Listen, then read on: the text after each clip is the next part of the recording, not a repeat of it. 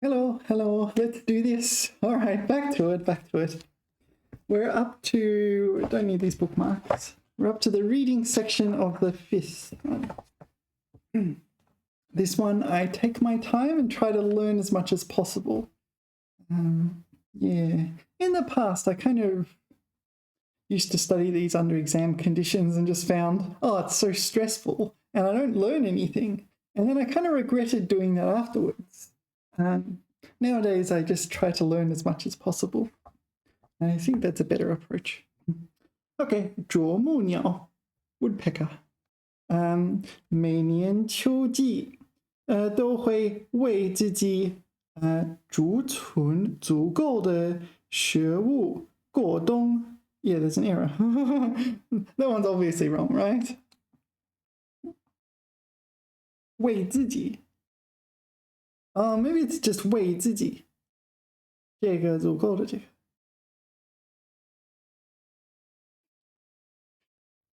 Just 为自己 is really weird. Maybe it should be like 为过冬储存足够的食物. Yeah, that's very, very tempting to just choose that. Yeah, this is a relatively rare character, but I think it's 竹. I don't know, I only ever see it in this word. Yeah, I'm very tempted to choose that. Maybe on the exam I would actually choose that and just move on and not read B, C, and D. Because on the actual exam you don't have that much time. 他终于说服那家公司得到了2个月的免费服务提供。所以他得到了 ，Yeah, that's fine. 如果过于犹豫或过于在乎别人的想法，那么 Yeah, there's an invisible 那么你可能什么事也做不成。Yep. Excessive hesitancy, excessive paying attention to what other people think, you might not be able to do anything. 有一些植物为了适应高温干旱的沙漠气候。Oh, yeah, that describes it. 沙漠, a desert climate, yeah. 进化成针状叶片以减少蒸发。进化成 Alright, so 进化 is evolution. So 进化成 evolved to become. And it looks like they evolved leaves. Usually when you use 成 as a compliment like this, it's like 我就是孩子变成大人 like a child becomes an adult.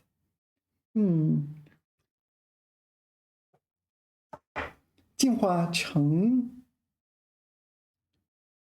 Yeah, that's a little odd for me as well. 进化成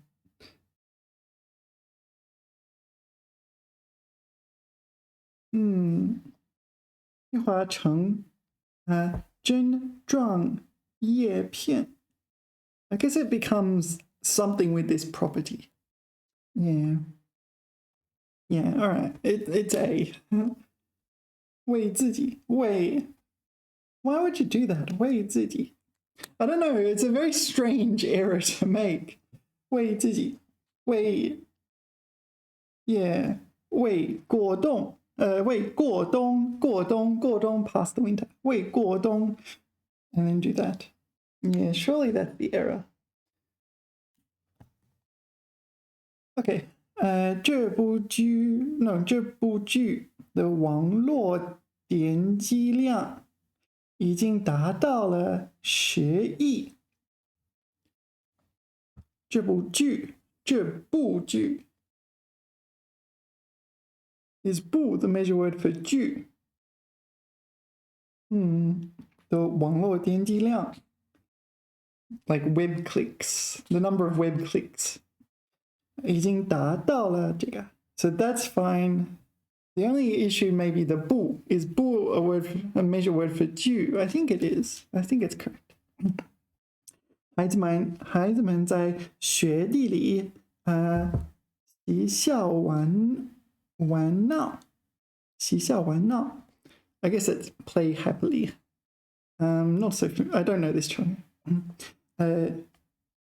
给宁静的冬天添加了活力。给什么添加活 ？Yeah, you can say that.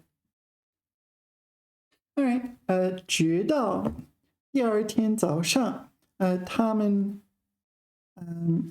还没有恢复，从过度兴奋带来的疲倦。哦 ，OK， 没有恢复疲倦 ，That's incorrect, right？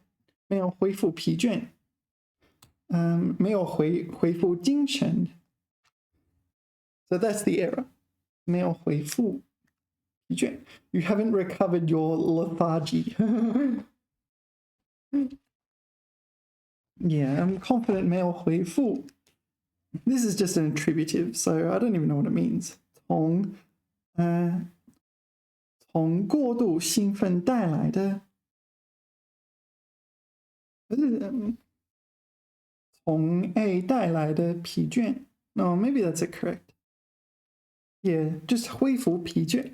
疲倦 doesn't make sense. You don't want to recover your tiredness. You want to recover your health or your energy. 生活在这儿的人，生活 can be a verb. Yeah, so that's an interesting one because a lot of students early on they learn the word 住, right? And so a student will think, they want to say I live in Beijing, so they'll say 我住在北京, whereas this more means that they're staying in Beijing, right? Whereas they really mean 他们生活在北京. Yeah. So yeah, 生活 is also a verb. 一开春便可见山花灿烂。All right, whatever that is. No, 烂漫 whatever. 一入秋变. So this is some sort of poetic writing. I don't think instead of 就 they use 变, but okay. 能知时烘古熟. All right. Anyway, the answer is C. You don't 恢复疲倦。下一个，半年后他的事业日益获得好成果。日益获得。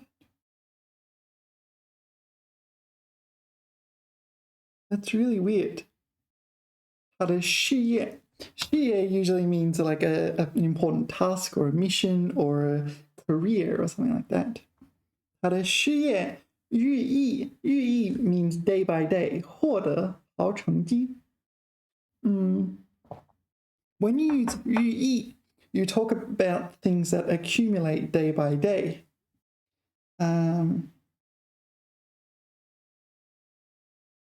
获得好成绩，好成果，获得好成果。你的日益 is a bit weird there. I can't pinpoint the error though. 假如你去故宫参观，会发现 I think that's correct. So sometimes the 你 from the previous clause carries over to the next one, despite it being inside some kind of conjunction or preposition like this.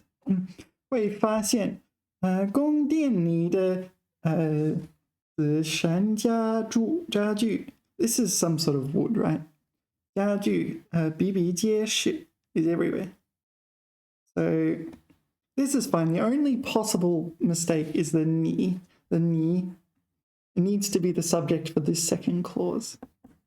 And I think it does count as that. 傍晚学分 What's that? It's really weird. People just say 傍晚 傍晚学分 What does 学分 mean? 一点点黄晕的灯光。What's that? 烘托出一片安静而和平的夜。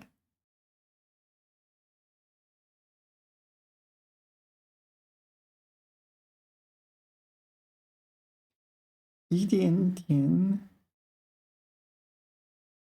So this 一点点, so usually means like a little bit or something like that. Here, the 点 is being used as a measure word, so it's equivalent to 一个个, right? One dot after dot of 黄昏的灯光. So little dots of light everywhere. That's how I'm thinking of that. So dot after dot of like lamp light. So kind of lit up the sky. 烘托, I don't know this one. 烘托.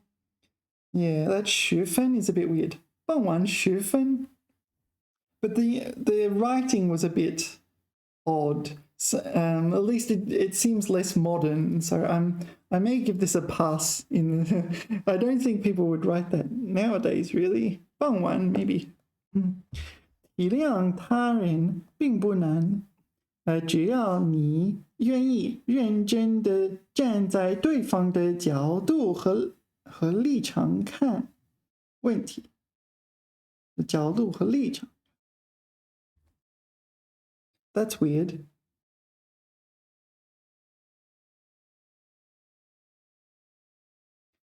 So you can't 站在对方的立场。立场 is a standpoint. You may have a standpoint on a political issue. 立场. 立场 can also mean like footing or something like that, right? 立场. Why would you do this though? 角度 and 立场. If 立场 is correct here, and I'm not saying it is, but if it is, then at least it means the same thing as 角度. Yeah, I think the answer is D. Yeah, I'm going to go D. That doesn't seem correct. Yeah. So there's no problem. 只要你愿意. So it only requires you to be willing to 认真, conscientiously stand in your counterparts.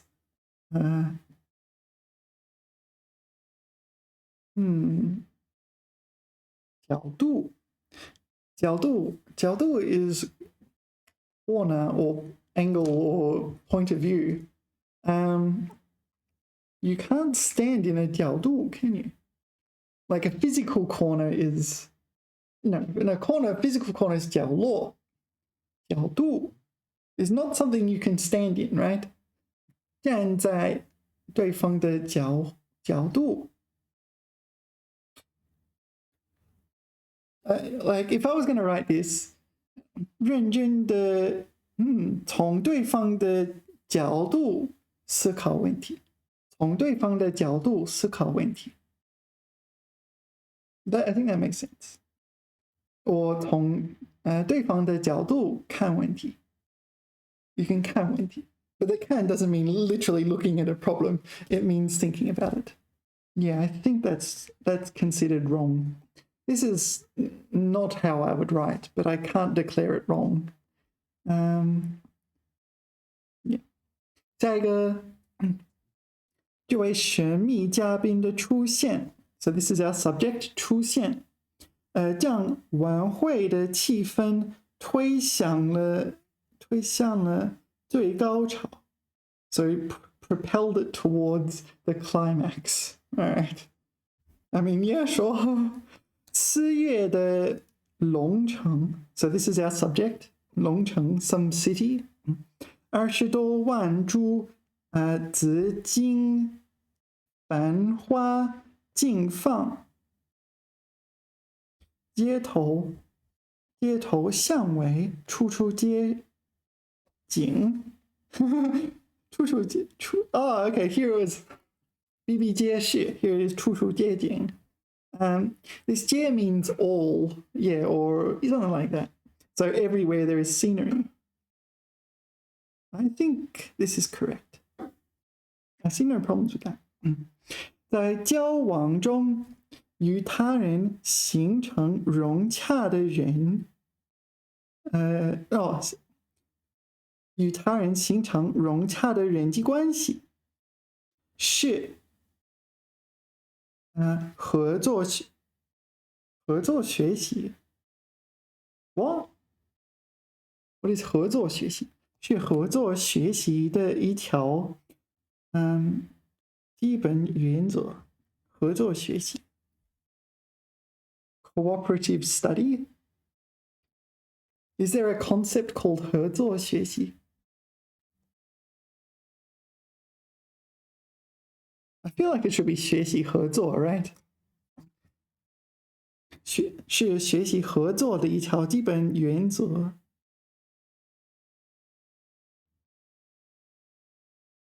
Yeah, that's pretty suspicious.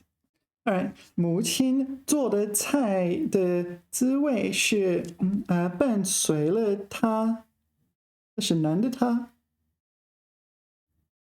母亲女的她。all right. 他一生的味觉记忆，也为他刺激了灵感。Okay, so back in the day, Chinese didn't have male and female pronouns. Everyone was ta. But modern Chinese, and I think the Chinese I am studying has 男的他、女的他, and getting it wrong would be considered an error. Can you use the male ta for a mother? Is this really a pronoun problem here? 伴随了他一生的 No, because this could be someone else. This could be her son, right? That would make a lot of sense. So let's assume that this is her son. 母亲做的菜的滋味是伴随了她一生的味觉记忆。Yeah, no problems. 也为她刺激了灵感。Yeah, actually, that makes a lot of sense. If that ta is her son, or a husband, or I don't know, some other male in her life, that makes a lot of sense. All right, so that's okay. Then 是合作学习的一条基本原则。The thing is, okay, so there may be a field of study called 合作学习. So there's a field of study called machine learning, right? So machine learning, what is it? 机器学习. It's the same structure. So if there is a field of study called 合作学习, it could have a fundamental principle. Yeah. I do not know. But if it said 是学习合作的一条基本原则, I would think that's correct. I mean, how am I supposed to know if there's a field of study called collaboration studies? I don't know, could be. I mean, I don't know everything about everything. Maybe in psychology there is a field of study called collaboration studies. I don't know. Let's have a look. Well, let's have a look again. 这位神秘嘉宾的出现，将晚会的气氛推向了最高潮。Why is it 最高潮？推向了高潮。推向了高潮 makes sense. 最高潮。高潮 is a climax. There is only one peak. The highest point of the mountain, the highest point of the night. 最高潮。高潮 kind of means like climax or literally means high tide. So maybe there's multiple climaxes, but the highest climax. Yeah, I can accept it. 4月的龙城，20多万株这种花竞放。I don't really know what that means, but they're blossoming. So, like 200,000 plus of these flowers are blossoming all at the same time in streets and alleys everywhere is scenery. Yeah, it must be this thing, right? 合作学习. Yeah. This is also like 语言学习, right? 语言学. Oh, there's 语言学, linguistics. Yeah. Like, there could be an academic discipline called 合作学习. Maybe it's a part of game theory or something like this. They study the prisoner's dilemma or something. I don't know, it could exist. But presumably it should be 学习合作。在交往中与他人形成融洽的人际关系是学习合作的一条基本原则。也形成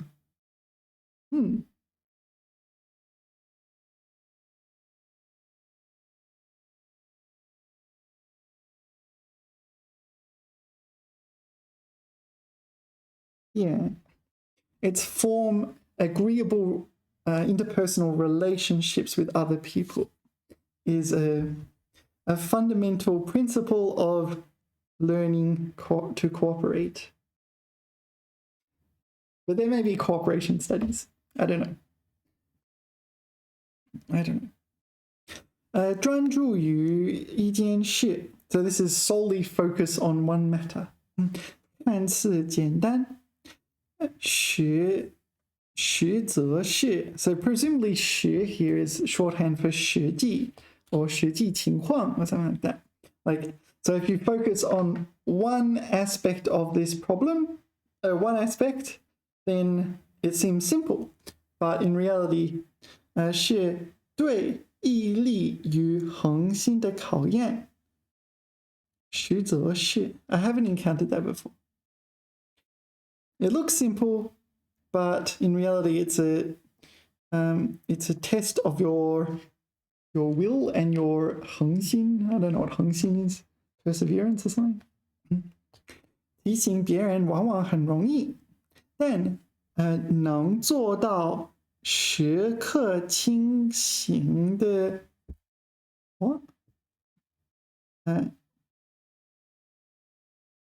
能做到时刻能做到时刻清醒的提醒自己却很难。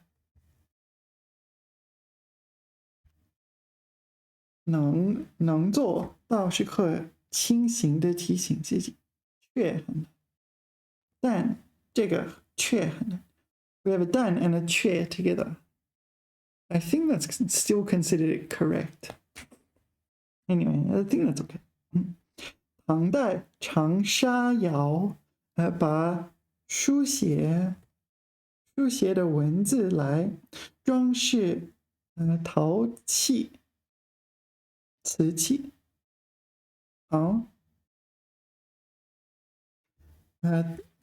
瓷器、陶器书法才算真正诞生。Yeah, that's fine. I don't see any problems with that. 在大海里，鲸鱼是绝对的强者。它几乎，the 几乎 is a bit weird there, but okay. 它几乎能把所有的鱼类当成自己的美食。几乎。Yeah, the 几乎 doesn't belong there. It belongs before the 所有。它能把几乎所有的鱼类当成自己的美餐。Alright. 也几乎所有的 almost all fishes. Yeah, it can almost. Yeah, I don't think you can put a 几乎 there. I'm not sure if I can explain why. What is the reason it's bad there? So it almost can eat all other fishes versus it can eat almost all other fishes. Yeah, it's a bit like it almost how do you say this? Almost passed the exam, right? You didn't pass the exam. But it's more of a binary thing. So this has almost happened, but something that's almost happened didn't happen, right? So this is not true. You want the almost before the soil. I'm not explaining that well, am I? What's the explanation? I don't know the explanation. Sometimes the explanations are more important than getting it right, because the explanations you can use again and again. But definitely when you see 几乎 in these questions, pay attention. There's a few words like 几乎 or 才. When you see them in these questions, you want to pay very close attention. Because many of them, 不再发生. Yeah. Yeah, 防止它不再发生. That's like the very common grammar error, double negative. They love pulling out that one. 防止它不再发生. Prevent it from not happening again. Wait, what? Yeah. So 几乎 is one of them. Yeah, they specifically target these ones because this kind of grammar pattern doesn't really exist. Yeah, the ba, using 把字句 in conjunction with other grammar structures at the same time. Anyway, 假如游戏在测试期间受不到玩家的欢迎，公司将面对破产。假如 Well, it should be 如果 Why is it 假如游戏在测试期间受不到玩家的欢迎？假如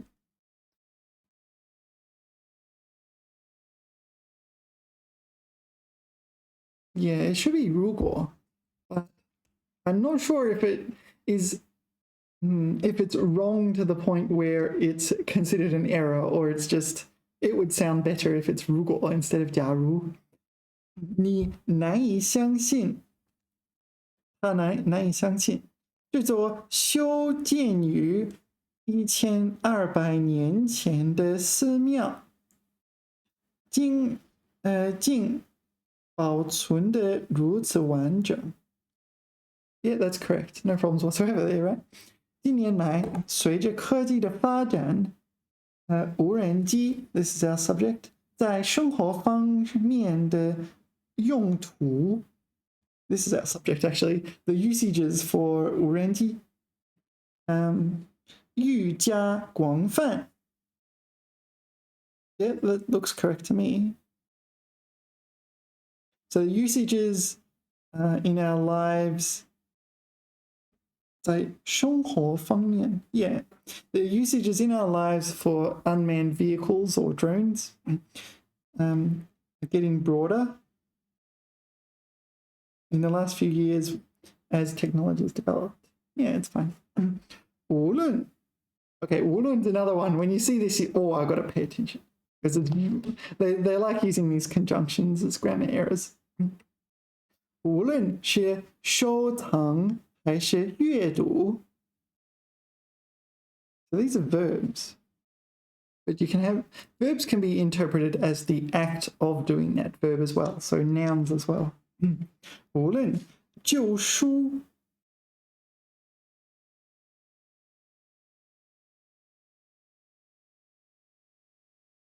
Yeah, this is not correct. 旧书在文化传承中都是不可缺少的一脉。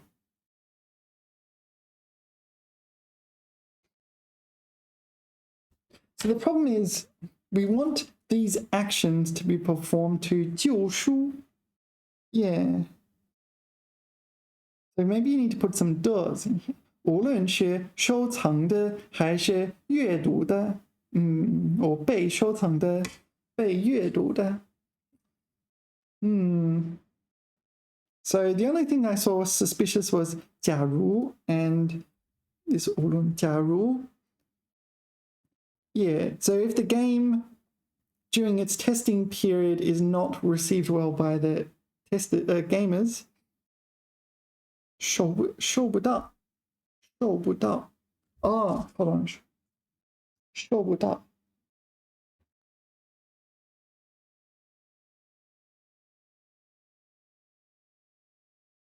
到 unable to receive. No, 收不到 is correct. Yeah, I was just thinking maybe there's another meaning here. 收不到 Yeah, I have to think about it. 收不到 versus 不收到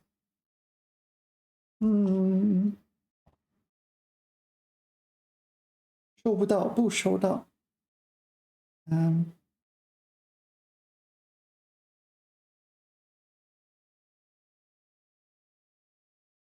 没收到假如 I don't know. I can kind of accept 假如 is correct. I just wouldn't write it. 无论是收藏还是阅读旧书 Yeah, this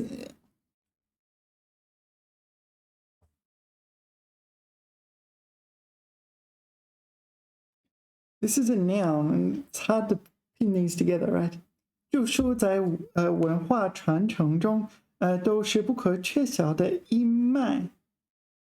脉 I'm not even sure what this means, but here used for things like veins and pulses and 山脉 mountain ranges. All right, I think it's D. Yeah. 无论是 Yeah, because if you put this, it's like the book is storing something else and the book is reading something. Whereas the book is stored by someone else and the book is read by a person, right? Yeah, so I would change this to 无论是被收养的还是被阅读的旧书是在 blah blah blah 扮演很重要的角色 whatever. 至关重要的角色 Alright, and this one 有一些疾病甚至不需要药物 So this 甚至 if it was used here, then it implies there's previous context. So there's previous context where we don't have in this sentence. 不需要药物通过运动就能收到疗效显著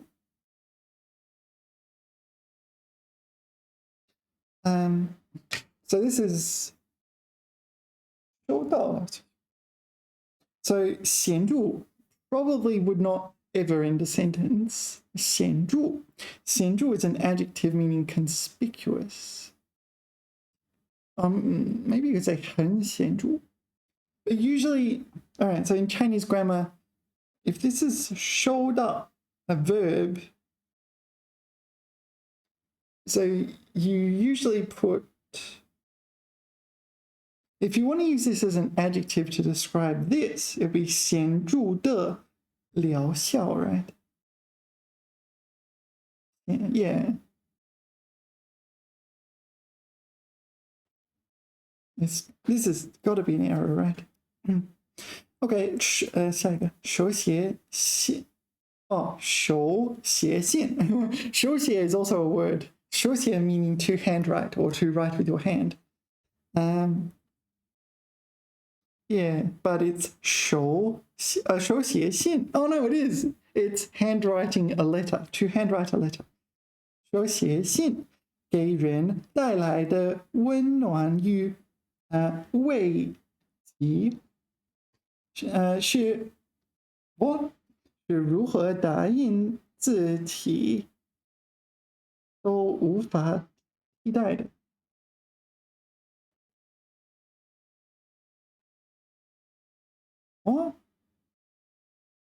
如何 Why is there a 如何 in here? Handwriting a letter and giving it to some 给人带来 No, handwriting a letter and thereby giving them the warmth and whatever that is, comfort, I assume that's what it means, is 如何是如何 ？Okay, this is a 是的，是如何答应字题都无法替代。So this is like a topic comment sentence used inside a 是的 construction. So the 如何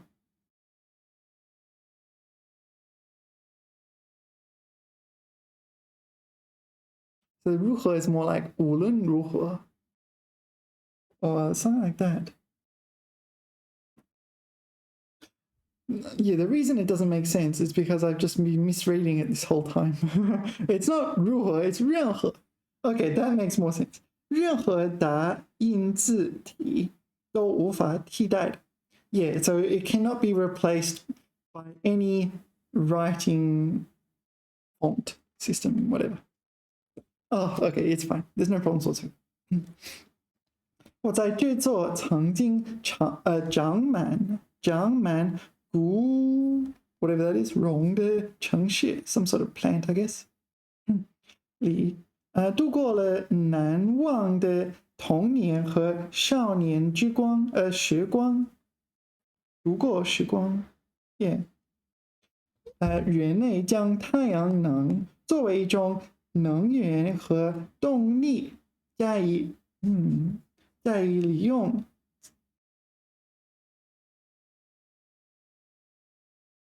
哦，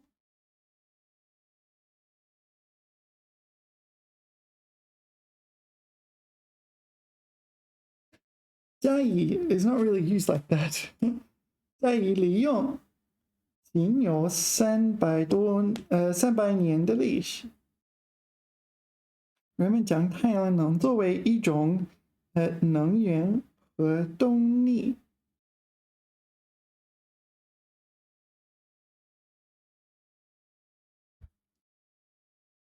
动力 is motivation. 动力加以利用。Yeah, I can't make sense of that. Oh, this is a problem. There's two things I think are wrong. 能收到疗效显著。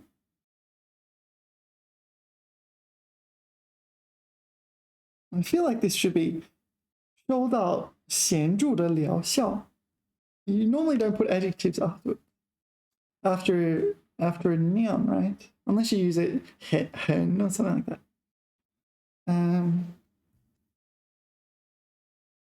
能源，作为一种呢？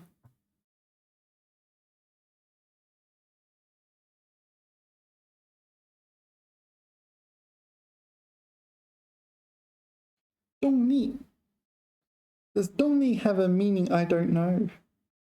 I really think both A and D are wrong. 动力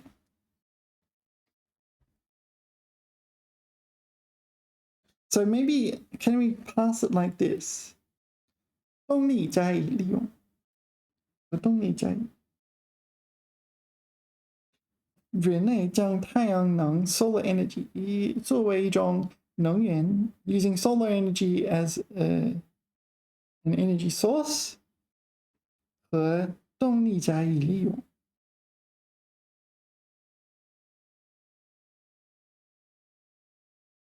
No, I think D is wrong, but I really think A is wrong too. What do you do? Usually there's a clear winner, right? At least I think there's a clear winner. One of those is clearly wrong. At least one of those is clearly wrong.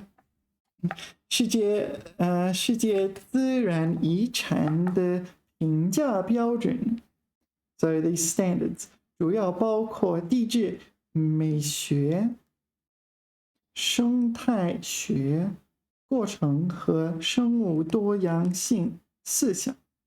1、2、3、4。Why is there a 过程 here? So this is geology. This is 美学. I guess that's aesthetics. Ecological processes, I guess. Processes. 生物多样性4项。I guess I can kind of accept that. 七里海是京津唐地带极其难得的一片绿洲。绿洲 we studied that before, kind of an oasis. 七里 is 3.5 kilometer ocean.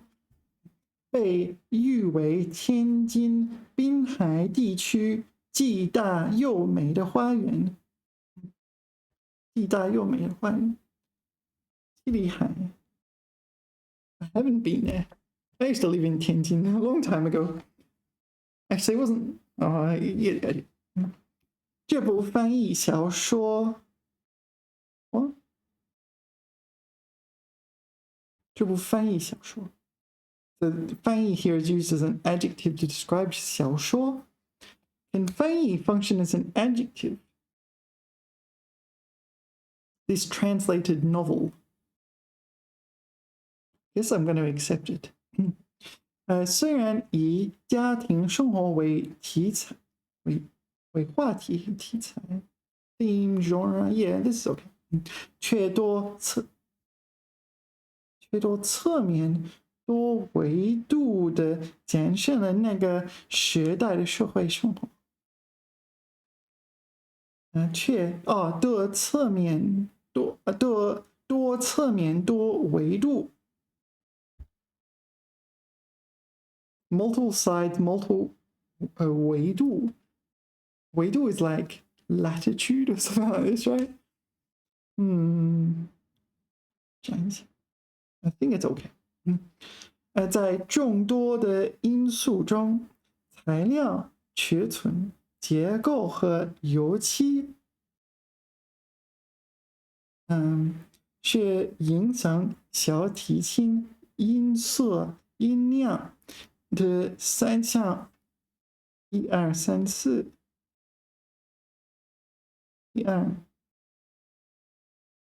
三项中最主要的因素。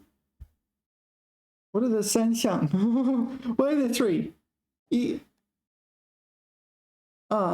众多的因素中，这个和这个 four one two three four 是 What do we have 因素？这个中，这个是影响这个。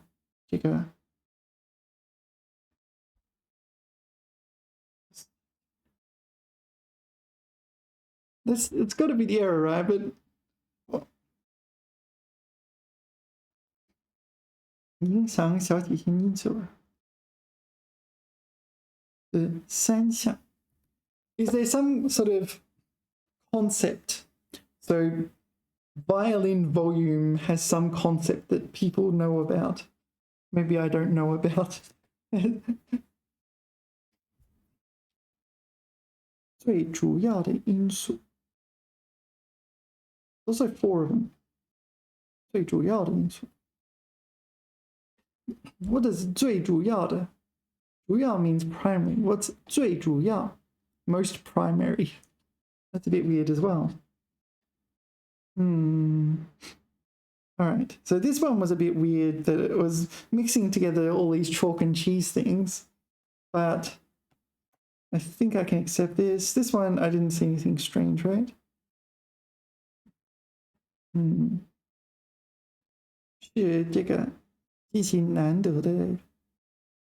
That seemed fine.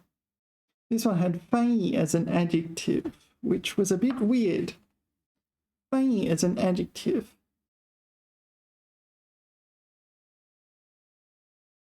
I don't know what to do with that. I don't know. The rest seems acceptable. 翻译 as an adjective. 翻译小说. I guess it's okay. Otherwise, you have to use very long one. You have to use a long-winded description. 从英文翻译成中文的小说 something like that. All right, I'm going to choose D. Just because, well, first of all, 三项. What does the 三项 refer to? If 4 of them, These 4 things are 三项中. Doesn't make sense, really. I don't know. I couldn't make any sense of that. All right. 为了与中国进行外交和经济交流，促进两国友好关系，而认真学习中文的学生。Yeah, all right, that's wrong. So this is like a prepositional phrase. This is what's the word? A prelude or something.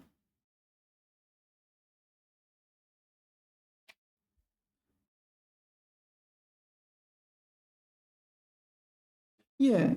So 学生 is the subject of the sentence. So 学生什么样的学生？这种学生。为了与中国进行外交和经济交流，促进两国友好关系，而认真学习中文的学生。Yeah, what did they do? What did they do? It's like adjective, adjective, adjective, student. Yeah, that's wrong. Where's the verb? There's no verb. I've written down the answer to that, so I'm that confident that that's considered wrong. These 3 things describe the student in nothingness. 经过几十年的拼搏斗奋，他终于成了文明。I don't know those characters. Is it 遐迩文明什么什么的雕塑家和经营雕刻精品的大老板。All right. Yeah, by doing this for many years, he became blah blah blah blah 的大老板。在太阳系中，木星是行星中的巨无霸。This is Jupiter. 它的体积和质量分别是分别 respectively. So volume and 质量。What is 质量？ I mean 重量，分量。质量 is like a property or quality, right? 它的体积和质量分别是地球的这个倍和这个倍。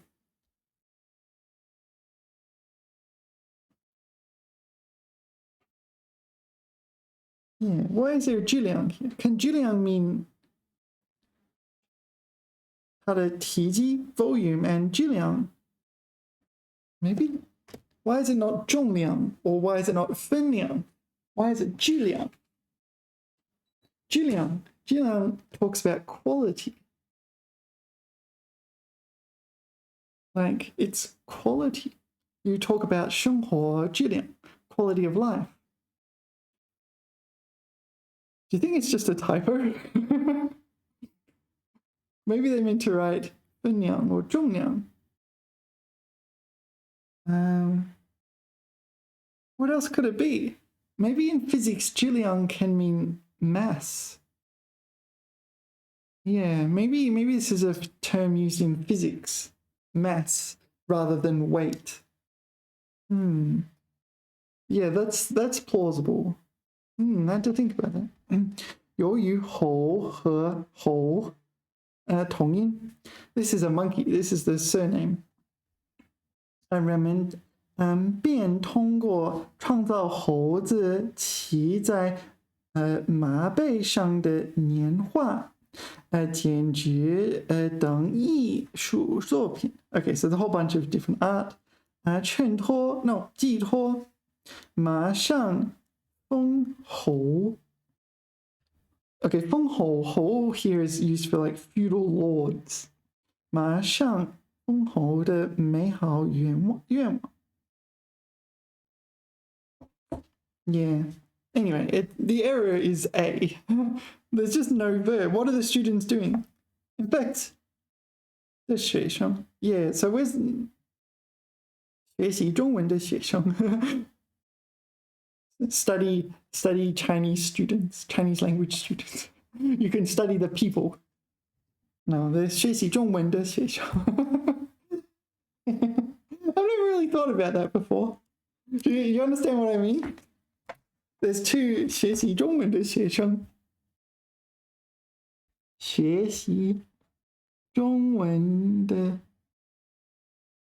学生 So normally you would think 学习中文的学生 the students studying Chinese. But you can interpret it as 学习中文的学生 You're studying 中文的学生 You're studying students who study Chinese. I don't know, maybe this doesn't work because you like 中文的学生 You wouldn't describe a human as 中文 as a language. Anyway, let's not get off topic. The error here is that there's no real verb. It's unclear what the students are doing. Yeah. Maybe you could just go 有很多 blah blah blah blah 的学生 That'll work. Something like that if you want to fix it. 衡量一个人成功的标准尽管看他登上顶峰的高度而是尽管而是看他跌倒低谷时的反弹力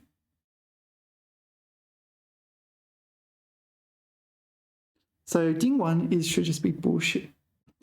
Yeah. Yeah, so if you want to measure the standard of success of a person,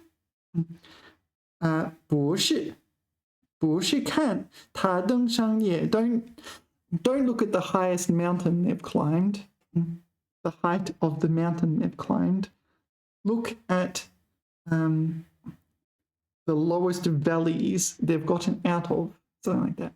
尽管而是 That is absolutely wrong. It's just nonsense. Yeah. Yeah, I hope I get them that easy on the actual exam. Let's see, what are the other ones? 竞技跳 I don't know what that is. 竞技跳水 okay, 竞技跳 competitive diving. Okay, no, gotcha. 竞技跳水动作繁多从现今的国际跳水竞赛规则来看共有87个不同种类的跳水动作。Yeah. 不久前，纪录片我在故宫修文物，热播，使人们对修文物这项从前很受关注的职业有了新的认识。Yeah, that's correct. No problems. 人的大脑就像一台超级电脑 ，a supercomputer. Your brain is like a supercomputer. 具有举世无双的硬件。All right, it is equipped with 硬件 hardware. This kind of hardware, whatever that is. 要最大限度发挥硬件的功能。All right, 还得有软件。Yeah, So if you want good performance from the hardware, you also need good software. All right, that's very poetic, isn't it? 读书就是为开发你头脑而安装软件的过程。读书是过程。No, 读书 can be thought of as a 过程。读书 can mean reading a book. It can also mean studying. So you can think of 读书 as a study. All right. Anyway, this is so wildly wrong. It doesn't like 尽管而是不是而是 Okay. Can you see this? 树莓是 what's this? Yeah. 蔷薇 I don't know. 什么什么科植物 Okay, so this is like some species or subspecies of plant. 因其果实的形色位于草莓什么什么且长在树上。与草莓 Mingye doesn't work. 相似 works. 相似 works. So we're looking at D. 与草莓相似 It's similar to strawberries. 且长在树上。Yeah, the others don't really work. Okay, so where are we? 顾名树莓，它不仅什么什么性能，观赏性能 No, that doesn't work. 观赏性长，示范分辨观光。Like these words are all like weird. All right. 分辨 is like resolution, such as on your computer. 观光 is sightseeing, so you go to a city and you sightsee there. 示范 is a demonstration, such as your chemistry teacher might give you a demonstration. 观赏 观赏性长 it has a strong ability to be appreciated. I don't know. Something like that. It's weird. 更是一种值得开发的野生水果，其果实酸甜适中，什么什么独特，风味独特，气味品种，效益 doesn't make much sense. 品种 species 独特，品种 maybe. 并列 doesn't make much sense here. It's not grammatical. 营养丰富，氨基酸的含量是苹果的10多倍。Yeah. I'm going to choose D. Because 相似 is the only one that makes sense in the first gap. 风味 makes sense there, but so does 气味。品种 makes sense there as well. 效益 does not make sense. 分辨 makes no sense whatsoever. 分辨性强 Yeah. 观光 sightseeing that makes no sense whatsoever. 吃饭 makes no sense for yeah. Anyway, let's continue. 捧着一颗心来，不带半根草去。Whatever that means. 这是中国著名教育家陶行知先生的名言，意思是在教学过程中要全心付出，不求回报。All right, or I'm done. 不求回报 is a fixed collocation. Yeah, 不求回报。I've never seen 不求 start anything other than 不求回报。I don't know. I haven't even read the rest. 这体现了一种无私的什么什么精神，奉献。Yeah, spirit of a selfless spirit of devotion, or what's the word? Maybe charity or dedication, contribution, maybe. 是爱和责任的写照。I don't know the word 写照 but okay. 指的所有的教育工作者学习和借鉴 like you draw from this, you benefit from it. Yeah. 服从精神 complied. A sense of compliance. 开拓 a sense of like pioneering. I don't know. 强迫 a sense of compulsion. So this one like if I didn't have this, I would just automatically go 不求回报. That's what everyone says. You do not ask for anything in return. 不求回报. You often compliment children who do good things for people and 不求回报. Like Yeah, and you often criticize people who ask for things in return for doing good deeds. All right, what's next?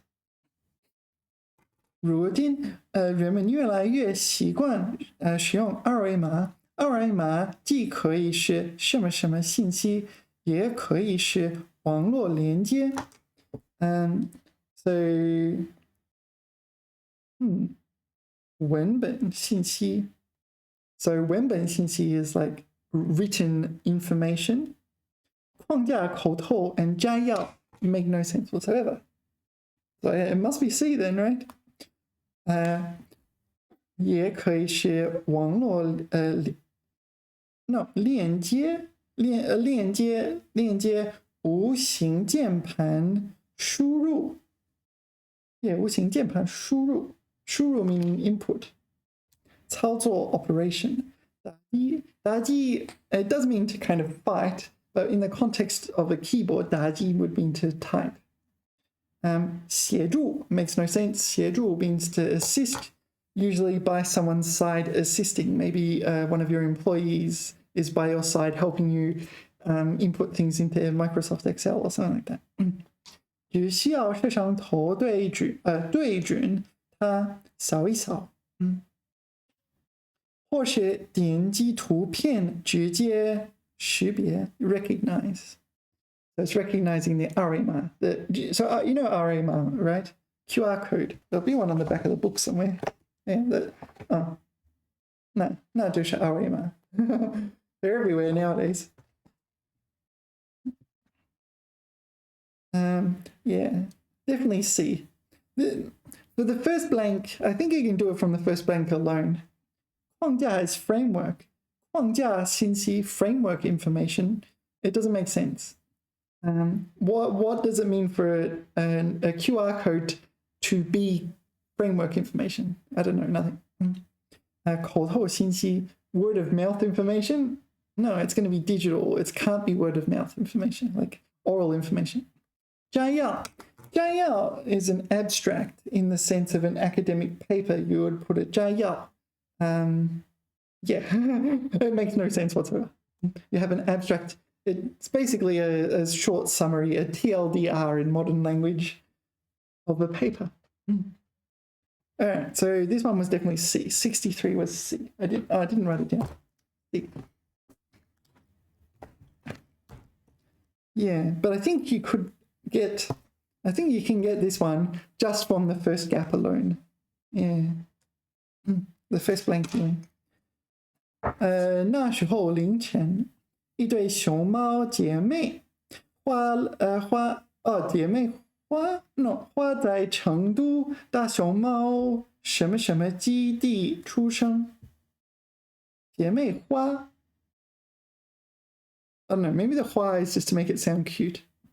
So we're after like 基地, so it's going to describe the 基地。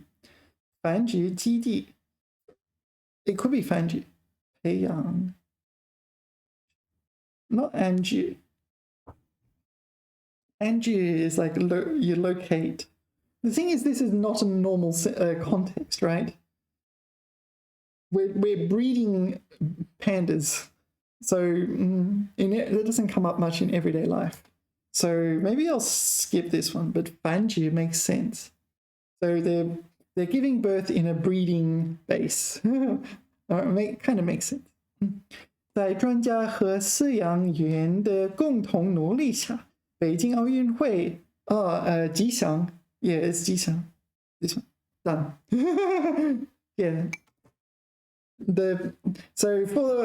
In 2008, the Beijing Olympics had multiple 吉祥. 吉祥 is the word for mascot. They're all different pandas. I think they were called 北北 北北晶晶 欢欢莹莹 Mimi.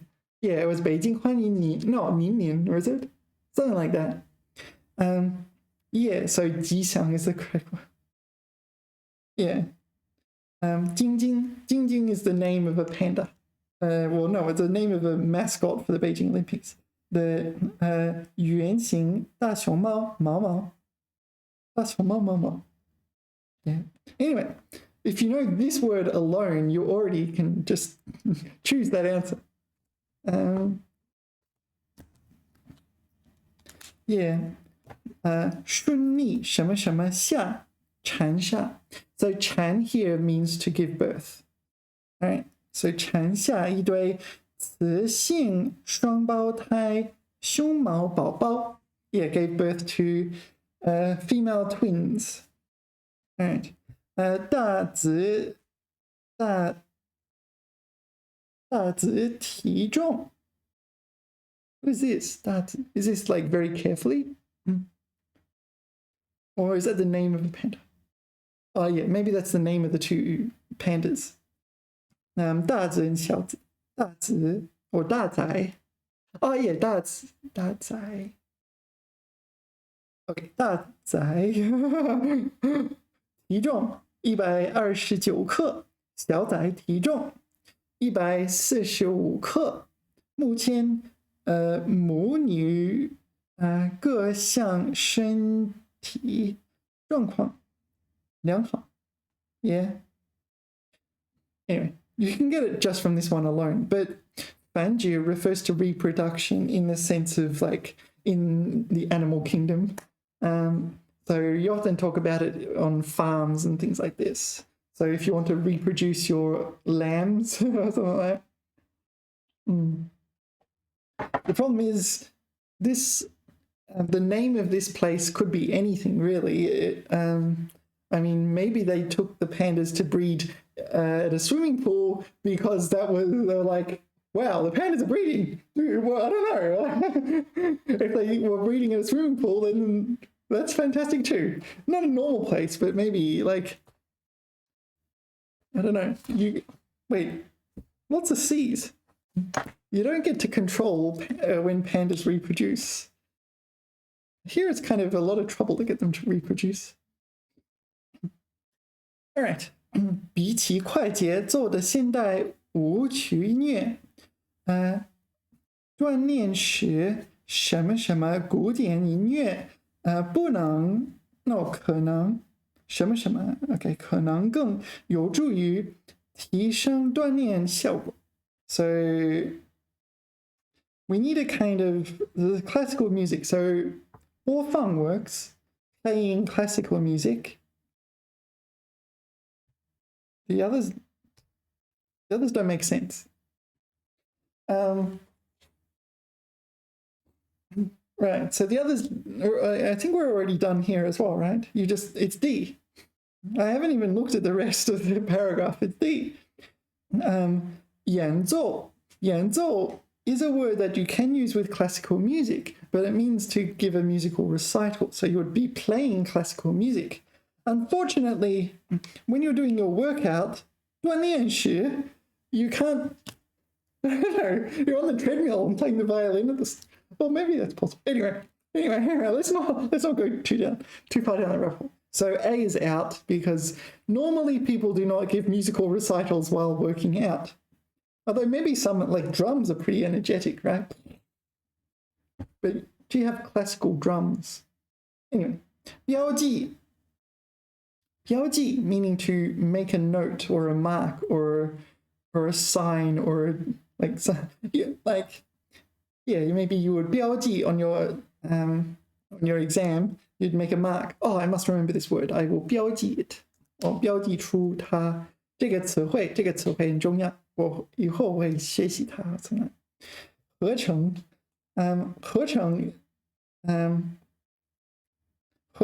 is usually used in chemistry where you have multiple elements and they sort of come together and form a compound. 合成. Yeah, so it's definitely B.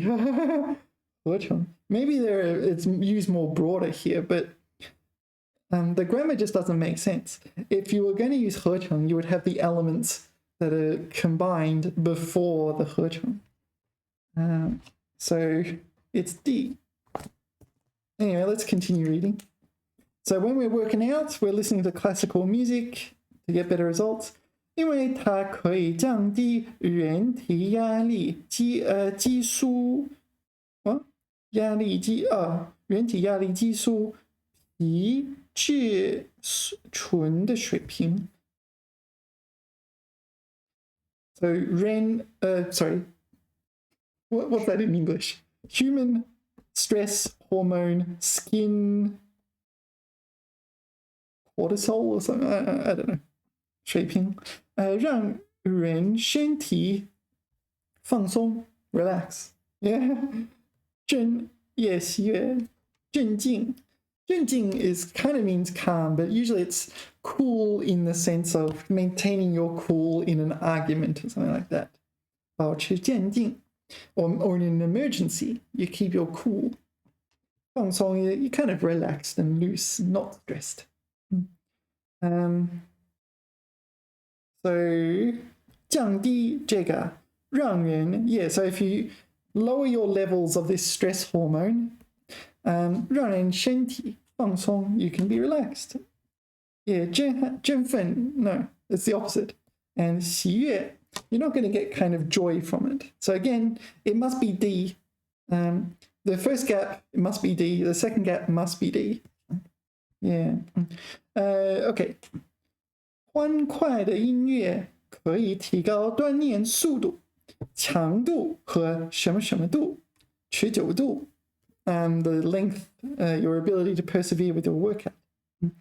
敏捷度 that is a phrase, refers to like agility. Agility, like if you have maybe dexterity. If you have a character in Dungeons and Dragons, then there's a dexterity, it's a property and you have a number. So your 敏捷度, well, maybe it's nimbleness. 柔和度 your softness. 豪迈度 your grandness. Again, this is the only one that really makes logical sense. Then 古典音乐更有助于在锻炼时减缓心跳，降低血压 lower your blood pressure. 降低血压，降低脉搏 lower your heart rate. Lower your no, 脉搏 is your pulse. It's not your is it 心率心跳率脉搏 I don't know. 分量 lower your weight. That's what I was expecting. Lower your 知觉 your perception. All right. Yeah, this one was pretty easy. Compared to some of the ones you get, that was pretty easy. Yeah, some of them are pretty hard. Usually you don't get them that easy. 年幼时我们渴望拥有一双独立的翅膀，能挣脱父母什么什么的庇护。Okay. So we want to 挣脱他们的庇护 the shelter of your parents. 无畏不惧，滔滔不绝。So 心甘情愿的 So if you're 心甘情愿 it means you're willing to do something. But you're not willing, you want to have your wings so you can fly away from your parents. 无微不至 is something like meticulous, if I remember correctly. 滔滔不绝庇护滔滔不绝 is just natter away. 一如既往 as usual. This one kind of makes sense. 一如既往 The others don't really make sense to me. 长大后我们渴望拥有一双追梦的翅膀，能到达自己努力什么什么的，自己努力征服的远方自己什么什么的远方。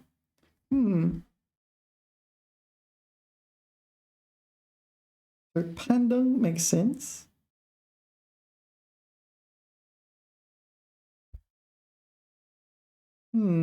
追寻的远方 Yeah, 追寻能到达自己努力追寻的远方 That kind of makes sense. 征服 conquer doesn't really make sense.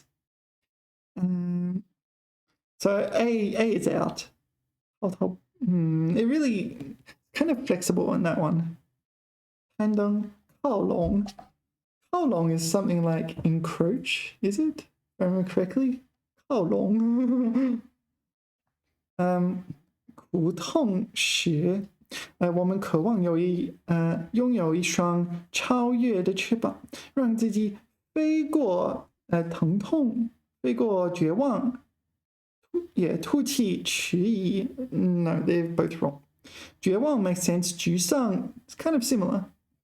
But I'm leaning towards B here. 滔滔不绝 is a bit weird, but all right. 被束缚时，被缠绕时，被冷落，堵塞时，我们渴望拥有一双自由 ，so 束缚 would be the opposite of 自由。的翅膀能任由心灵翱翔。Yeah, 束缚. So we're going B. What does 无微不至? So maybe it's your parents are kind of involved in everything in your life and you have no freedom there. Yeah. Yeah, this one was the easiest one to fill in, right? The last blank, because it has to be the opposite of 自由, and the opposite of 自由, 束缚. Yeah, you're restrained, you're not free. 缠绕 yeah. 缠绕沮丧 攀登 could work, but 滔滔不绝 is a bit weird up here, isn't it? What does 无微不至 mean? This is like helicopter parenting, right? Your parents are paying attention to every little detail, and it's like you have no say in your life. All right. 68. 67. Oh no, I've done it again. I've written and answered it twice. All right, I'll just pause for a second. All right, 67. Yeah, okay. 科学家发现月球上曾出现过火喷泉。它是在熔岩什么什么的过程中，熔岩 is lava / magma. 发动 is initiate. So you might, or maybe launch an attack or like start a car or something like this. 推散 no 扩散 That could be correct. 扩散 would be to spread out. So if there's lava on the moon, then it would spread out. Yeah? 上升 would be go upwards. It depends on what's next in the text, whether or not that makes sense. 储存 storage. Storage isn't so much of a process, is it? 熔岩里什么什么的易挥发化合物变成气体后，不断膨胀。Okay, so 熔岩里，存在的易挥发化合物，存在 works， 激发 ，this is the best one， 导致熔岩什么什么。到达地表 What is 地表? That's the surface of the moon, right? 导致熔岩顿时 makes all the sense. 一想一旦 no 随即 no it must be 顿时 all right. 就会在空中降临的一种现象，毁灭、爆炸、粉碎。This one is much harder than the other one. 在岩石什么什么的过程中，let's go with 扩散 for now. 熔岩里泄露的泄漏的易挥发化合物变成气体后不断膨胀到 okay, so after this gas, this sort of made of a compound of molecules, gas,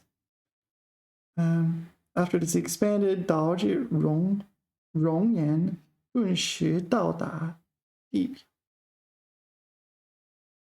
So if you're going to say 到达地表, then it needs to be this one. 上升存在 So, 一旦导致这个一旦就 yeah, that makes a lot of sense. 一旦就 okay, 就会在空中爆炸的一种现象。It doesn't make logical sense. Yeah, when it lands on the earth, it explodes in the air.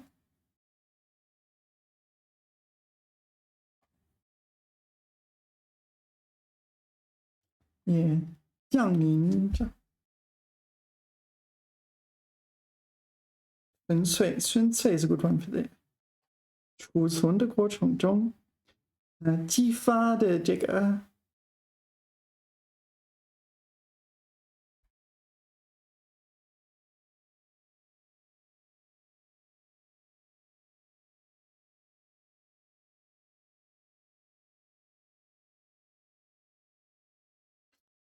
Well, all right. This one's much harder.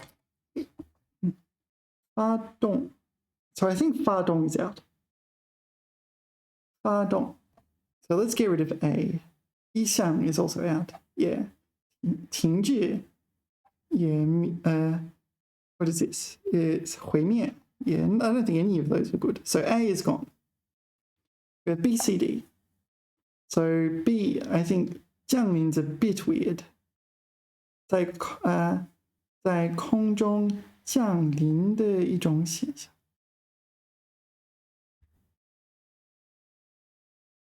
所以导致一种现象，导致这个是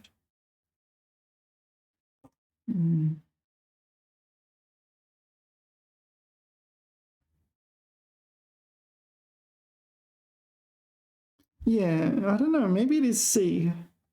The moment it hits the surface, it blows up in the air.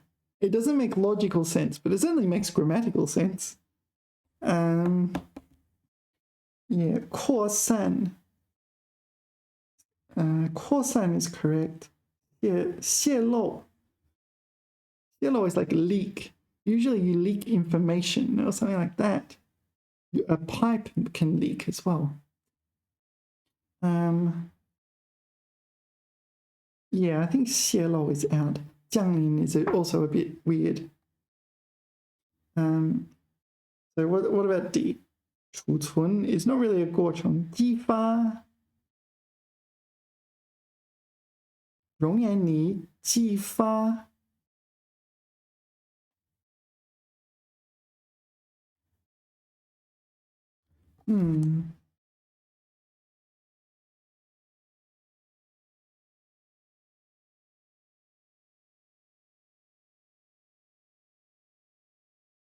激发 is a bit weird. 随即随即 is when something happens after something else. It wouldn't be here in a sentence. Like this is like immediately afterwards, right? Yeah. So let's go C. I do not think I'm not sure if I agree with the physics. What does it mean? 一旦到达地表 as soon as it 就会在空中爆炸的一种 I don't know. 下一个 I might be getting that one wrong. 眼觉 color value 是新兴的网络词汇，眼为什么什么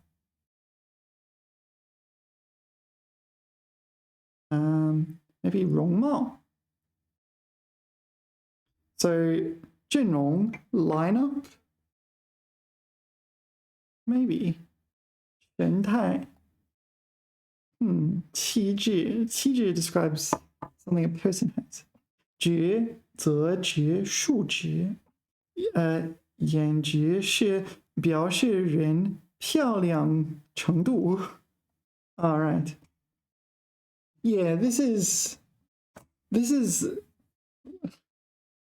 okay what is it called your social market value this is incel terminology internet slang your social market value all right 言为so maybe it's 气质 yeah because it's describing people so it could be 气质有漂亮程度颜值是表示人漂亮程度的数值也程度the others don't work 程度 so 容貌 so the yan is your appearance 程度 the extent of your 漂亮 beauty 主要用来什么什么外貌评价外貌 so you comment on the appearance external appearance 同其他数值一样颜值也可以进行什么什么和比较测量也 all right 因此有颜值高颜值爆表颜值暴跌等说法yeah this is social market value I did not expect that to be on my exam. Yeah, usually this is used by people who are very degrading towards women in particular. Anyway, 69 is the next question. All right, 纹绣Alright, 纹绣是一种神兽什么什么的装饰性建筑构件。神兽 I think 模样 is a good choice. 性能 is out 姿态be weird. 模样 is the best of the four. 什么什么被当作辟邪物所谓历来so this historically 历来 works 通常屡次频繁 okay all four of them are okay 屡次 is a bit formal for this context but it's not really that great it's grammatically okay but it doesn't match the topic okay 位于中国古代大型建筑的屋脊上基 is it 基 first tone or 基 third tone right I forget 鸡牛的酒 so 鸡is a spine the spine of a roof is like the ridge on the top of a roof 鸡牛 why is it called 鸡牛鸡牛 is a rhinoceros oh maybe it's 犀牛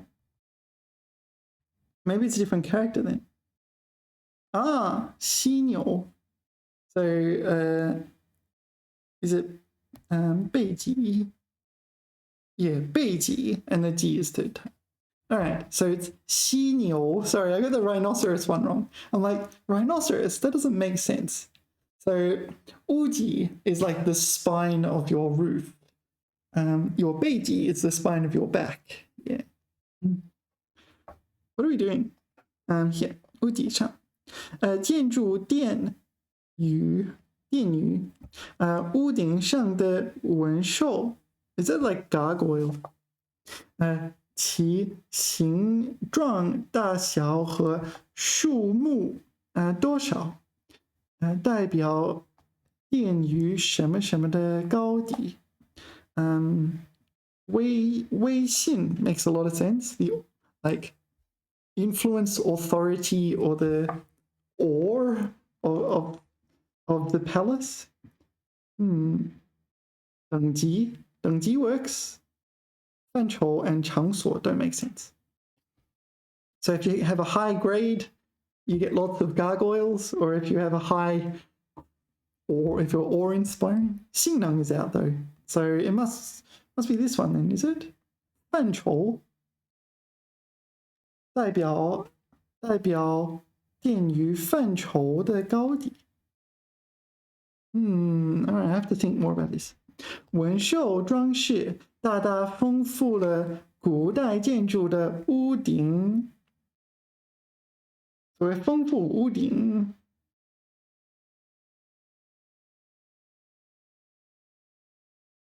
So 边缘 can mean edge, the edge of a roof. 边缘。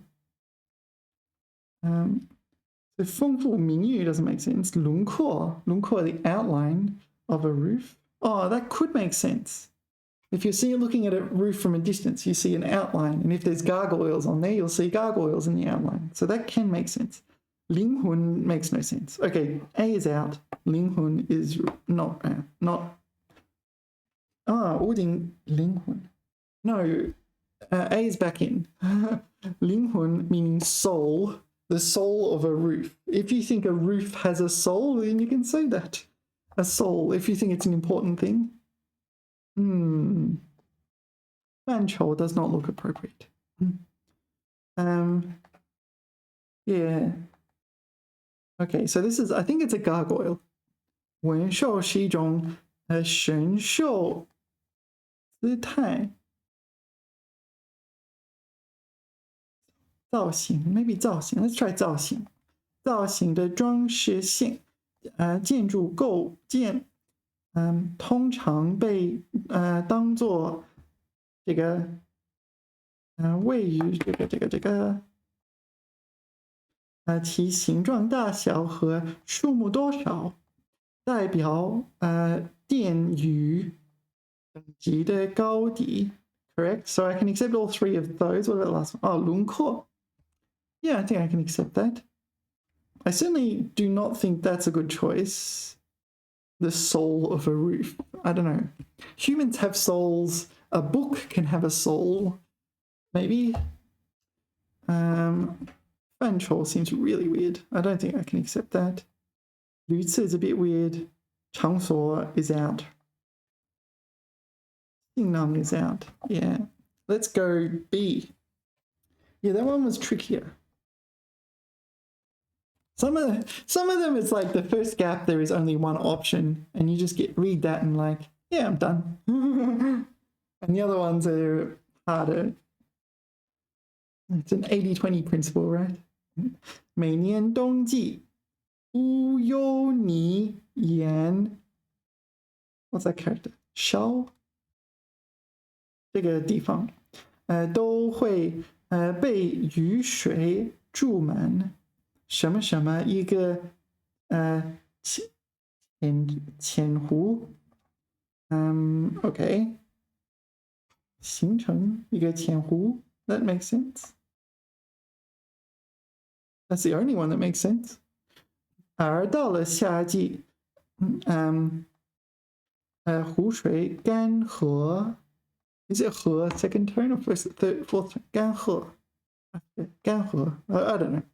留下一层以盐为主的矿物硬壳中部什么什么达6米厚度也厚度多厚Yeah, so we have a lake somewhere.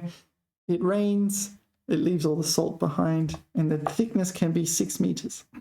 此时人们可以放心的驾车什么什么湖面穿越湖面 Yeah, travel through because there's no rain. It's dry. 雨后的湖面澄澈 Alright, 澄澈如镜什么什么什么什么 Wait, 1, 2, 3 here 照样着美丽的令人窒息的天气令人窒息 Okay, juicy means to asphyxiate. So you suffocate because you cannot breathe. So it's so beautiful you will asphyxiate. Not a usual metaphor in English, I can tell you. 这就是传说中的天空之镜. Yeah, it must be B. All right, doing all right.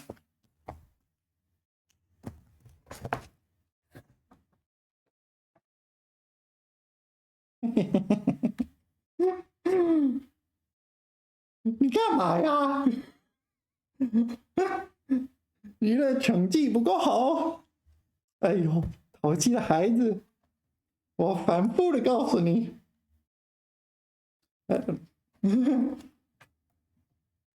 我说几百遍，你不应该这样做。你为什么偏偏这样做？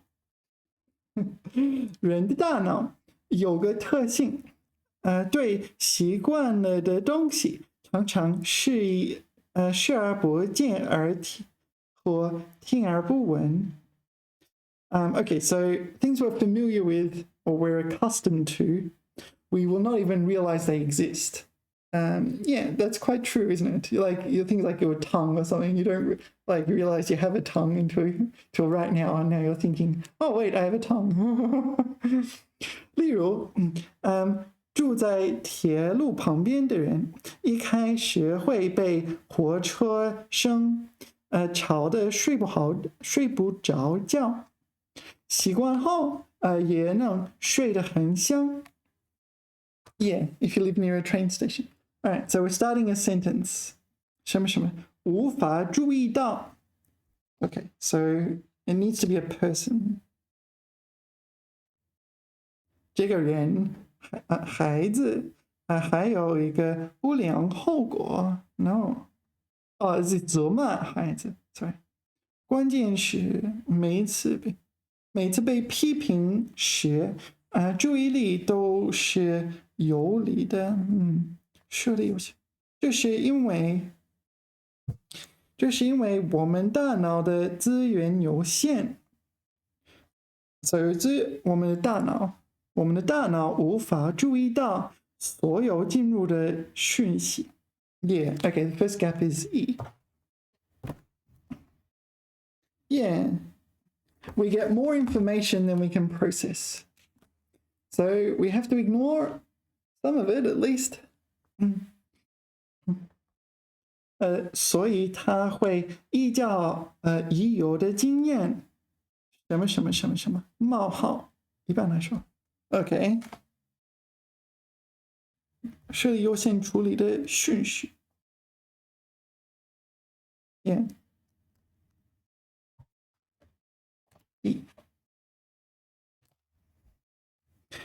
一般来说，动的先于静。动的先于静的，快的动的先于静的。So this is something that is in motion takes precedence over something that is still. 快的先于慢的 something that is fast takes precedence over something that is slow. 新奇的先于熟悉的 things that are novel or strange or unexpected take precedence over things that are familiar. 而且出于自我保护，大脑还会特别注意那些可能会危害自身安全的讯息。例如，当父母每一次大声责骂孩子时，孩子可能会如家长所愿，被吓哭。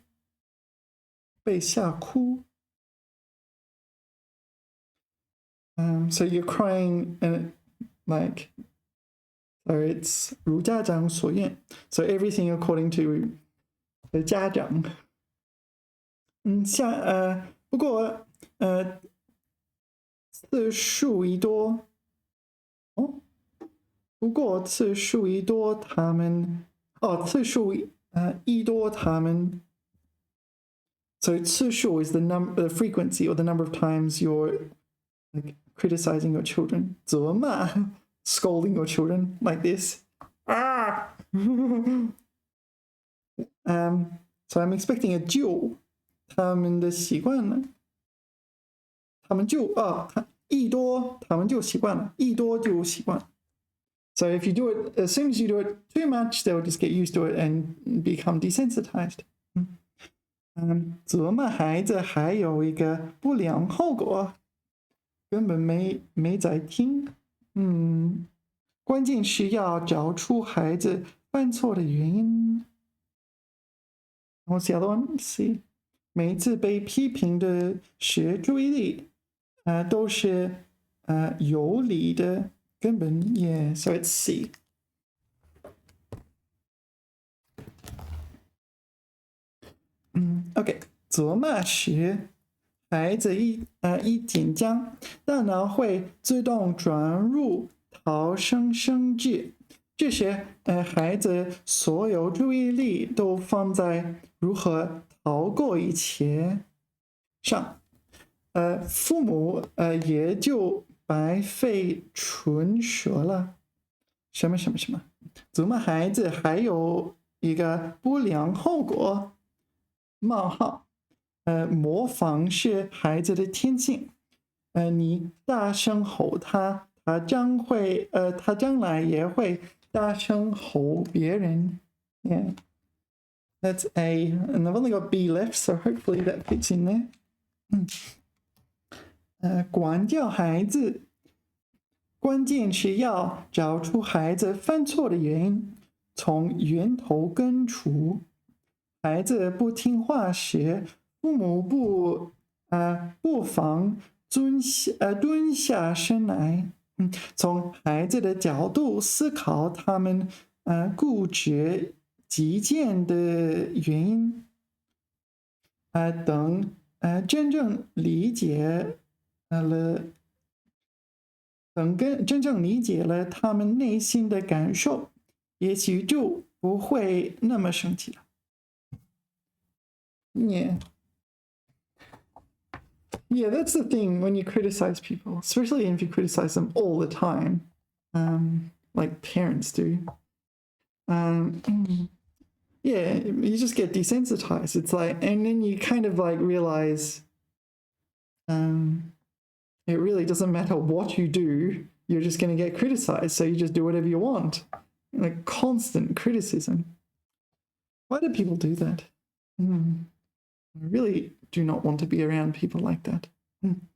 中国的花卉文化自宋代开始发展，并逐渐定型。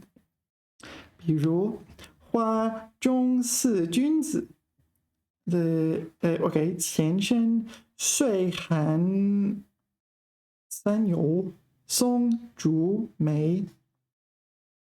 什么？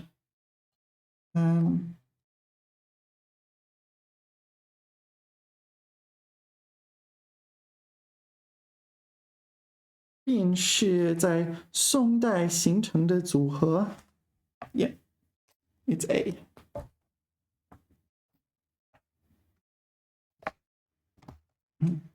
南宋时，画家马元所绘的松竹梅图被称为这个冬季本是万木凋落的时节。This 时节 again that came up in the other day. 而松竹梅仍然保持生机，因此后人常用这三者比喻友情长存。与此同时，什么？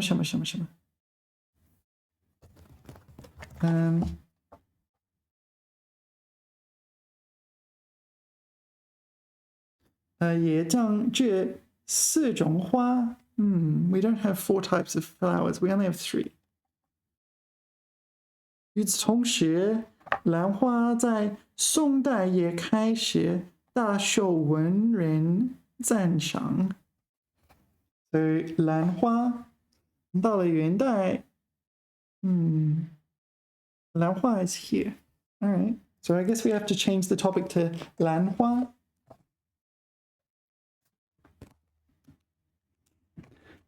与此同时，兰花在宋代也开始大受文人赞赏。到了元代，画家这个人，吴镇，便将岁寒三友和兰花画在一起，取名为四友图什么什么。So we need 4 here. 也将这4种花的画法专门编在一起。Yeah, so we go on to 4 now. So we've added in this extra flower now. That makes perfect sense.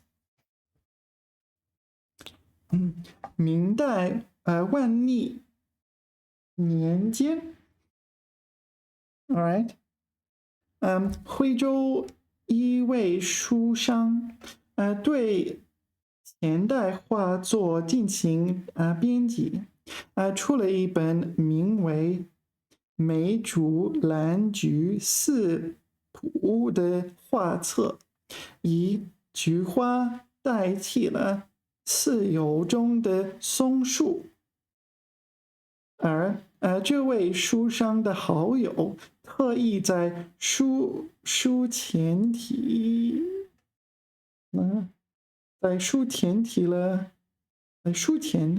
了什么儿子？次君儿子，anyway doesn't matter。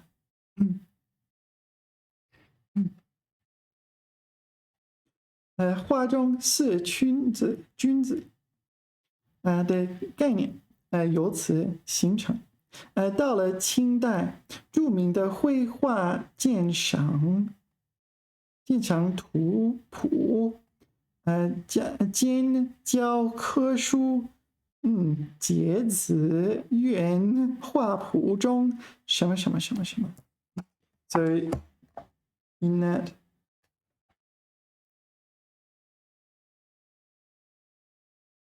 赋予这个 that works. What have we got? FD. 这就是这个的雏形。雏形 is embryonic form. Yeah, I studied this. It's not a HSK word, but it's quite common in these articles. 雏形 embryonic form, almost always used figuratively. Yeah. 花中四君子的雏形。Okay. Or is it that one? 花中四君子的雏形。No, that makes more sense here, doesn't it? No, it doesn't. Yes, it does.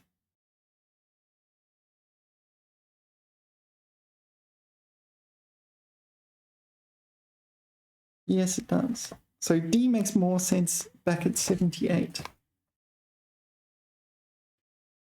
So I'll change that to D. All right. 这个中也将这4种花的画法专门编在一起。编 makes a lot of sense because we talked about 编辑 somewhere here, wherever it was. I'm not going to find it. So I think E comes next. All right, and then what's next?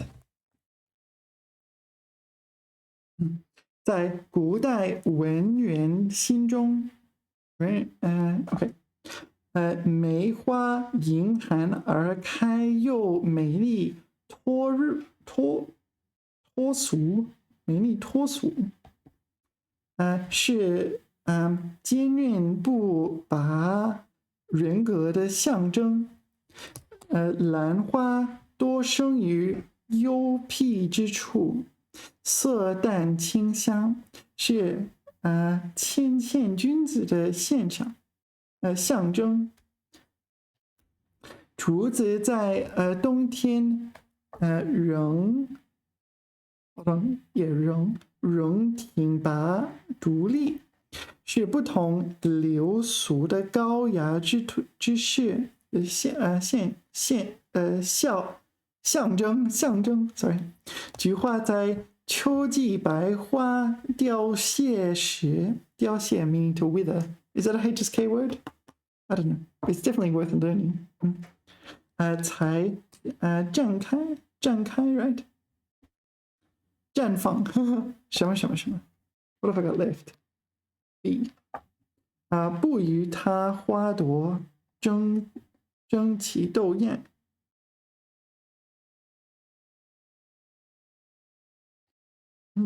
故So we're talking about chrysanthemums. 不与其他花朵争奇斗艳。I think it's okay. So this particular flower blossoms in this autumn. So it's not competing with the other flowers, right? 故被用来象征what's that character? 什么然字处 I don't know this character.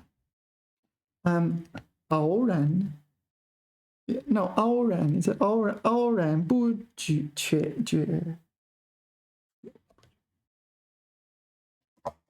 I know this word. Is it 绝 or something like that? I can't be bothered thinking of it right now. 品格古往今来花中四君子，正是因其所代表的高尚品质而备受人们推崇。All right, time for rest. 2 hours straight, time for rest. We'll get back to it in a second.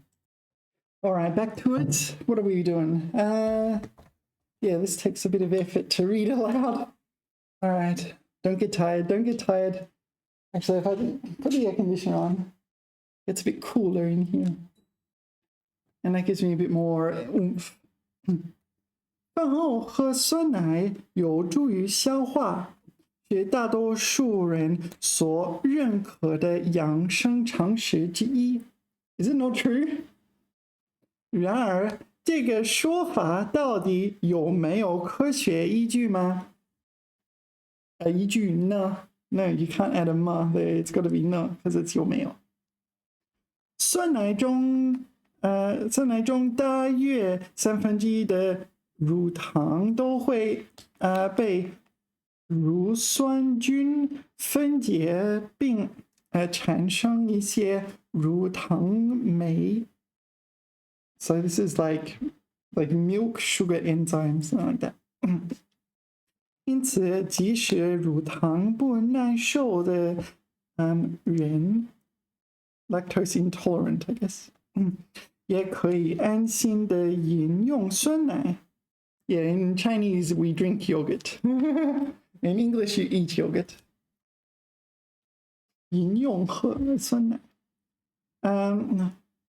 但这仅仅说明酸奶自身易于消化，它真的能够促进其他食物的消化吗？ Let's find out. 很多人认为，既然人们靠胃酸消化食物，那么酸奶应该能够促进消化。的确。我们消化食物靠的是胃酸。Get to the point. I want to know if yogurt helps your digestion. Like, it set it up here at the start. We're here now. Like, would you just say yes or no? 然而，胃酸过多会使胃壁有烧热 I don't know whatever that character is. 感 a burning sensation in your gut.Or your gut lining, stomach lining. 胃酸过少则会导致消化不良。一般消化不良是因为吃的太多，胃酸供应不过来，供应不过来。但是酸奶并不能直接补充胃酸，因此与促进消化没有直接关系。Alright, so it doesn't really help your digestion. It's good for you though, so don't stop eating it. 那么酸奶的好处在哪儿？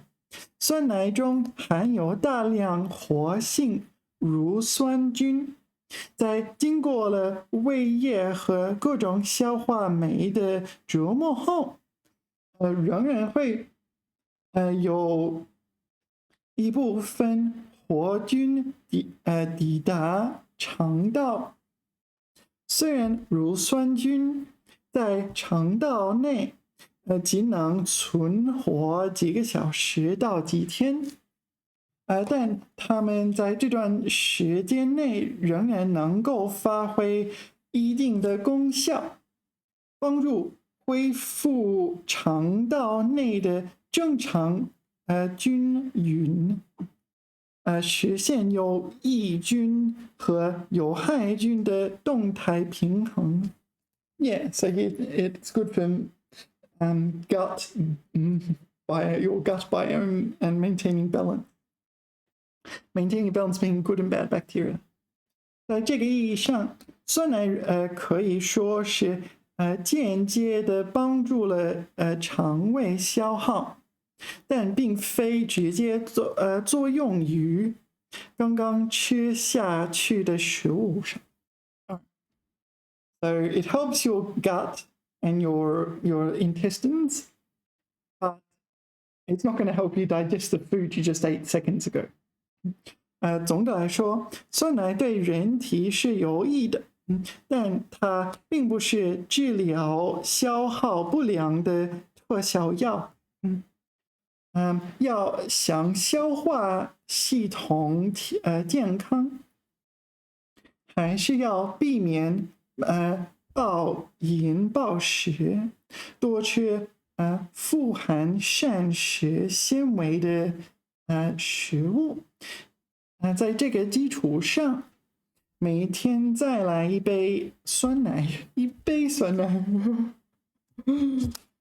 可以给我们的健康锦上添花。Yeah, a cup of yogurt. It's a totally different way of thinking about yogurt. 饭后喝酸奶有助于消化，这种说法无直接科学依据。再往被生产厂大肆宣扬，OK， 遭到很多人的反对。营养学家正在检验其效果。那我再消化不良一般是由什么原因引起的？咀嚼过快，吃的油腻的食物，食物过于粗糙，饱食后胃酸供应不足。It is D. Well, that's the answer to the question. 根据第3段，乳酸菌，OK， 生活时间不长。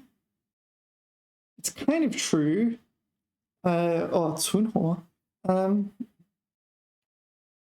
But it's only when you eat them, right? So maybe it lives longer outside of your stomach. 会加剧菌群竞争。加剧 is a negative thing, meaning exacerbate, right? So it makes it worse. So this is not correct. 能迅速分解食物，到达肠道时已经去活性，已失去活性。No, it's still alive in your body. You eat a living organism. 分解食物。No, it can't digest or decompose food. What does it do? It can modify the acids. Yeah, I think the answer is A. In the context of when it's in your gut, it can't live very long. It lives quite a while in the fridge. 关于酸奶，下列哪项正确？对人体是有益的。Well, that was it, right? 正确 Yeah, it's good for you. That's all it says. I mean, yogurt's good for you. You don't even need to read it. You know that's true. 本身不易于消化，很多人不能饮用，能刺激分泌更多胃酸。No, it is a. It's good for you. Yeah, I should have more yogurt.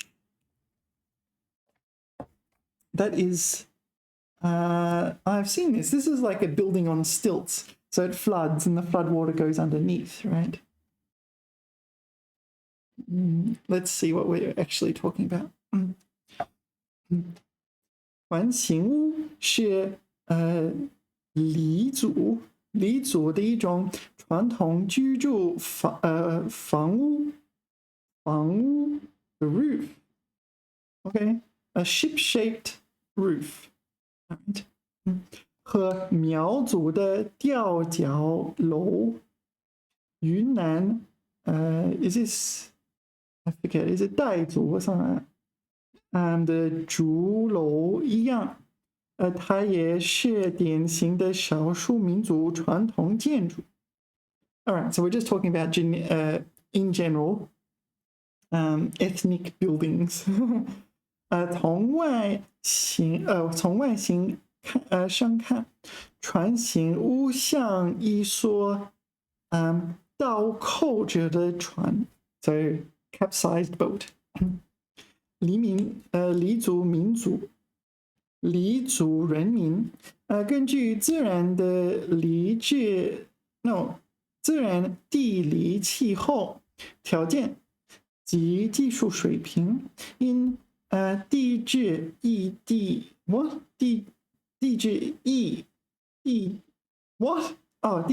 的创造出了这种独具特色的茅草屋，这是黎族几千年来建筑的结晶。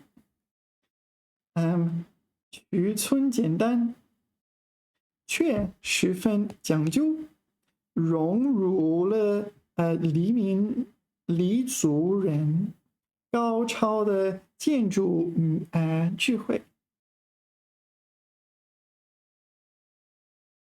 Why is there a chair here?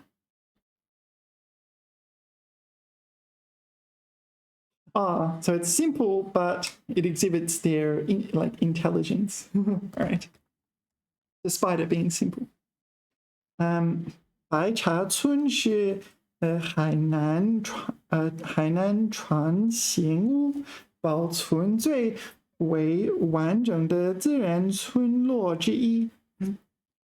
白茶村船形屋为落地船形屋，长而阔，毛毡低矮。这种设计有利于防风防雨。房子分为前后两节，门向两端开。门向两端 ，so the two extremities has a door, right? Or the door faces the two extremities. 屋子中间立三根高大的柱子。Okay, 立 meaning erect here, okay. 两侧立6根稍矮的柱子。So here there's 3 pillars in the middle and 6 pillars on the outside, on the 2 sides. 分别象征着男人女人。Wait, 3 men, 6 women? 白茶村被誉为黎明最后一个古村落。除了圆形屋外，酿酒、织锦等极具黎族特色的传统艺术工艺，也都传承至今。走进白茶村，随处可见身着传统服饰筒裙的村民， This 筒 means cylinder. So a cylinder-shaped dress. 他们结伴在树荫下家园织锦编织竹席制作陶器木器 So they're doing their handicrafts and so on. 黎明的民间故事雅丹公主 Princess 雅丹 Or maybe it's Jordan. Is that Princess Jordan? 讲到雅丹公主坐小船漂流到了海滩上，她把小船拉上岸，底朝天放在木桩上做屋顶。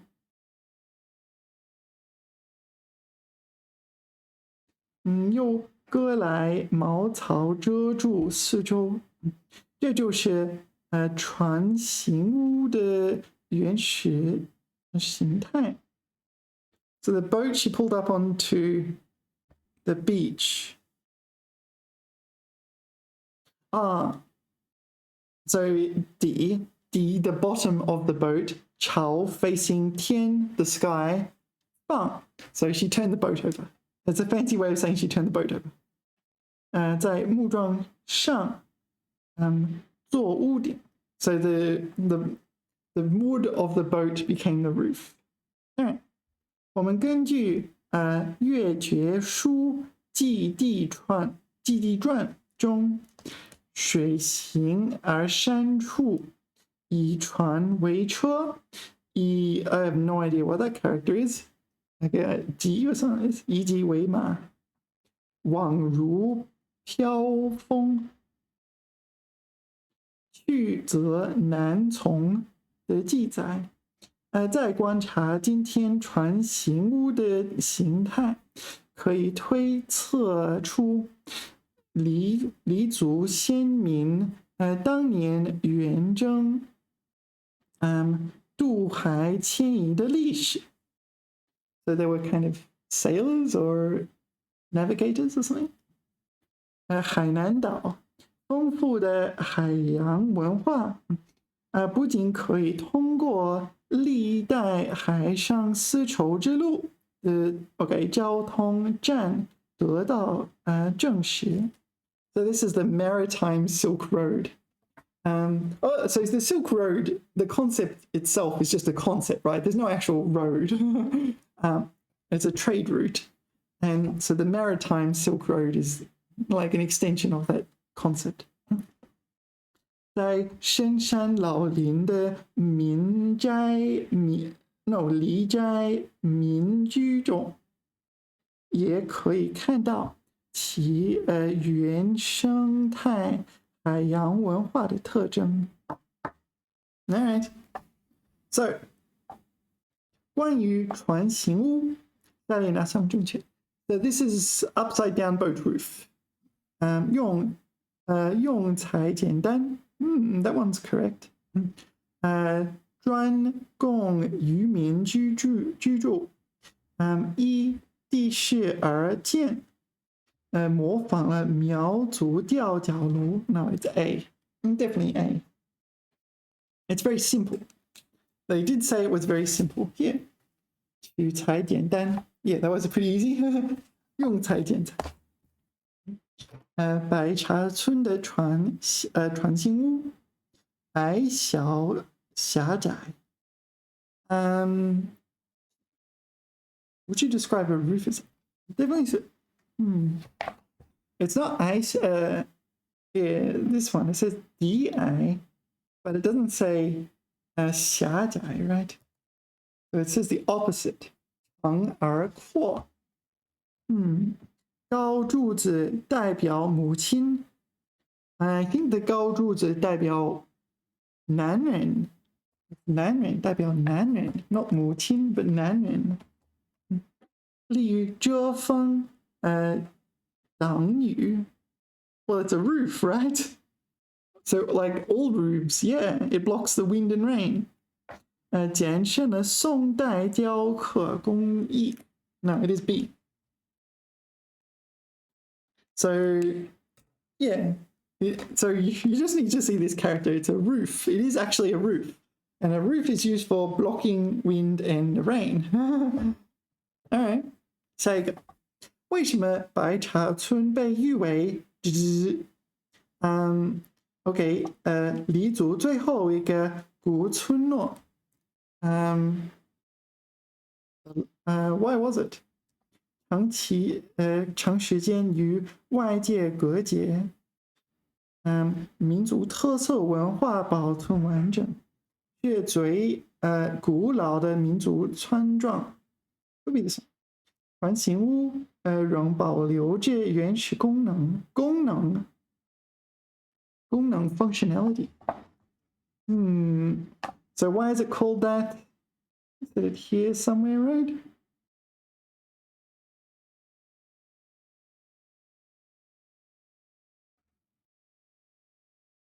Yeah, 最完整的自然村落。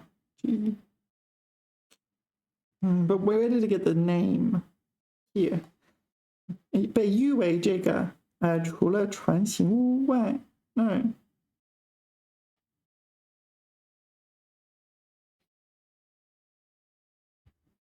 Yeah.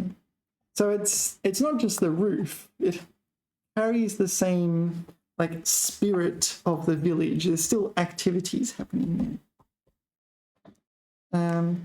So yeah, as they did historically. So I think D is a good choice here. 下一个，根据最后一段可以知道，the princess story. This is the one with the boat. And it carries on like Hainan culture. All right, 船形屋可以繁养海洋文化. Oh, that's correct, right? So this roof style reflects the culture. Sorry, can you see that? 黎族祖先由内陆迁移到海南。内陆。Did they migrate from 内陆 to 海南? 内陆 would be the motherland or something like this. So this is 大陆, China's mainland, right? I think that's incorrect. They probably came from like Pacific Islands or something like that. I don't know. 黎明人用船行屋No, what is this? 抵挡海啸 tsunami. 海南是海上丝绸之路的起点。No. So is it C or A? I'm going A, but they're migrating to Hainan. 也可以推测出这个远征渡海。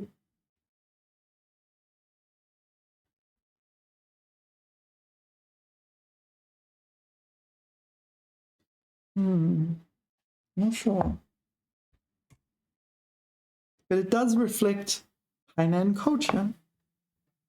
Yeah. But it's the roof in particular we're looking at, right? Hainan Wu. Yeah, so, sorry. 船形屋. So, 海南岛风.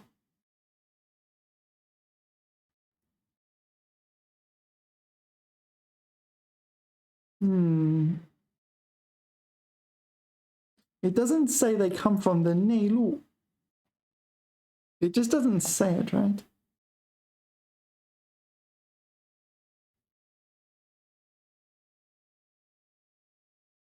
不仅可以这个，不仅而且也可以。I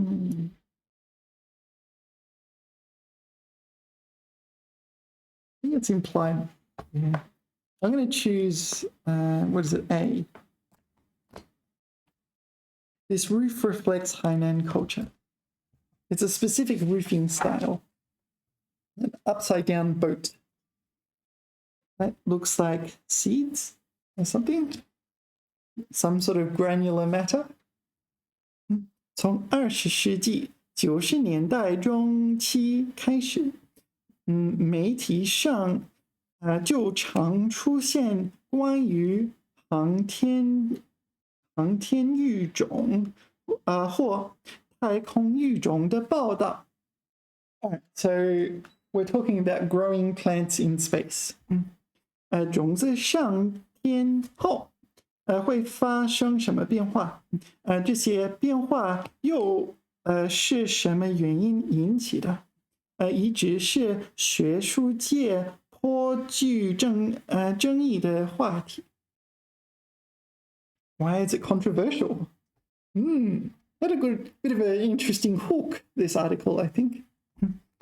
早在太空探索初期，科学家就开始对植物种子经历太空飞行后的变化进行研究。他们发现种子返回地面后，生长发育出现异常，尤其是被太空辐射粒子击中的种子，变化尤为明显。Alright, so they took seeds to space, they came back and then planted them, and then they found, not very good. Why? Because of radiation in space. I think that's how I'm supposed to understand that first part. Fair enough. Next one. OK. 科学家还发现，经历航天后的种子，培育出的植物和它们的后代发现了形形色色的性状变化。So hold on. Yeah, no, this is just they've been to space and back, and then they've been mutated. 培育出的植物，这个 all sorts of weird changes, right? 并且这种变化没有规律可循。So sort of random, irregular mutations. 大多是随机性的。Random, right? They are random mutations. 例如，由高变矮的植株，也有矮变高的植株。Okay, so some tall ones went short and short ones went tall. 节子类植物中，既有籽粒增多了。This is some property of plants. 也有减少的。至少有结不出籽的。Okay, so we have some seedless ones. 果实类植物里，有果实变大的，也有变小的。花卉类也有花色变艳的，也有变暗的。总之，变异表现千差万别。Long story short, they took seeds to space, brought them back, and there was lots and lots and lots of weird and unpredictable changes. 太空与地球的环境因素完全不同。太空中除强烈的太空辐射外，还有微重力 microgravity 高真空 What is 高真空 I guess it's like a vacuum. 高真空弱磁场等。So this is a weak magnetic field. OK. 太空辐射，特别是质子和重离子 So 句子 what's 句子 is 句子 is that a neutron? 句子 is 电子 or maybe 句子 is proton. 重量子 is 重离子 is massive particle. Massive not in the sense of oh it's massive. It's massive in the sense of it has mass. 句子 what's 句子 you know 句子 it's not electron. Is it proton or neutron or something else? I don't know. OK, 是公认的诱变因子。So this is a mutagen, right? 它们会引起种子后代遗传性状的变化，科学家称之为诱发突变。那么，是否还有其他因素也会诱发突变呢？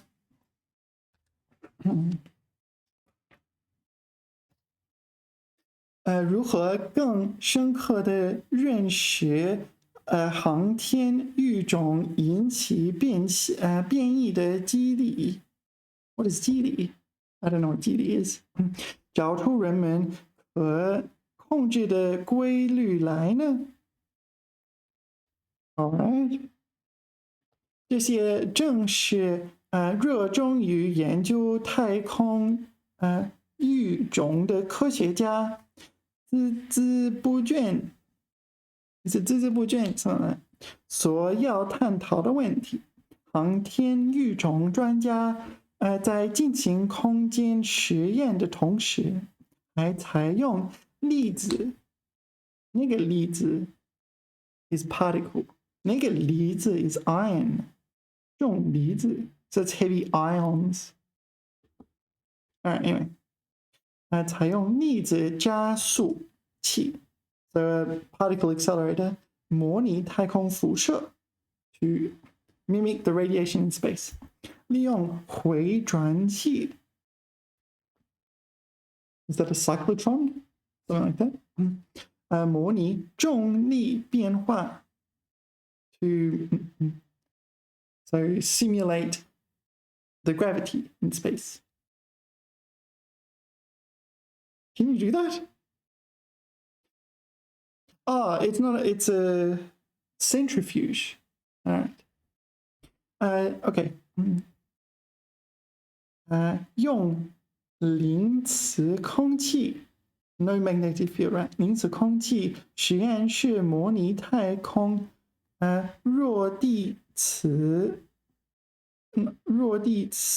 环境等来处理种子，希望明确各个因素在太空诱变中的作用。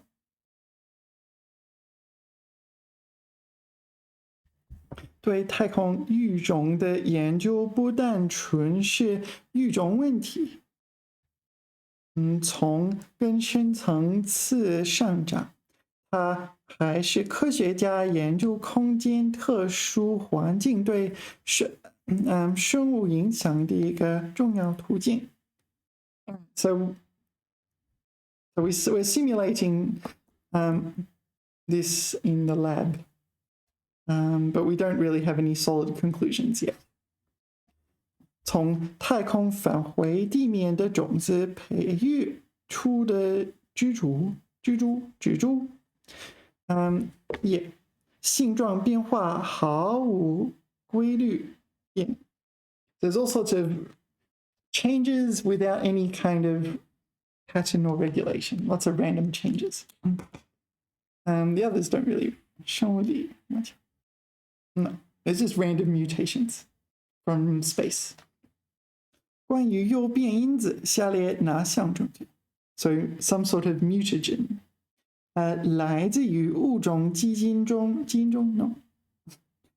对种子发育伤害极大 kind of, but you wouldn't call it 伤害由种子杂交后产生，not really， no， 太空辐射作用特别明显。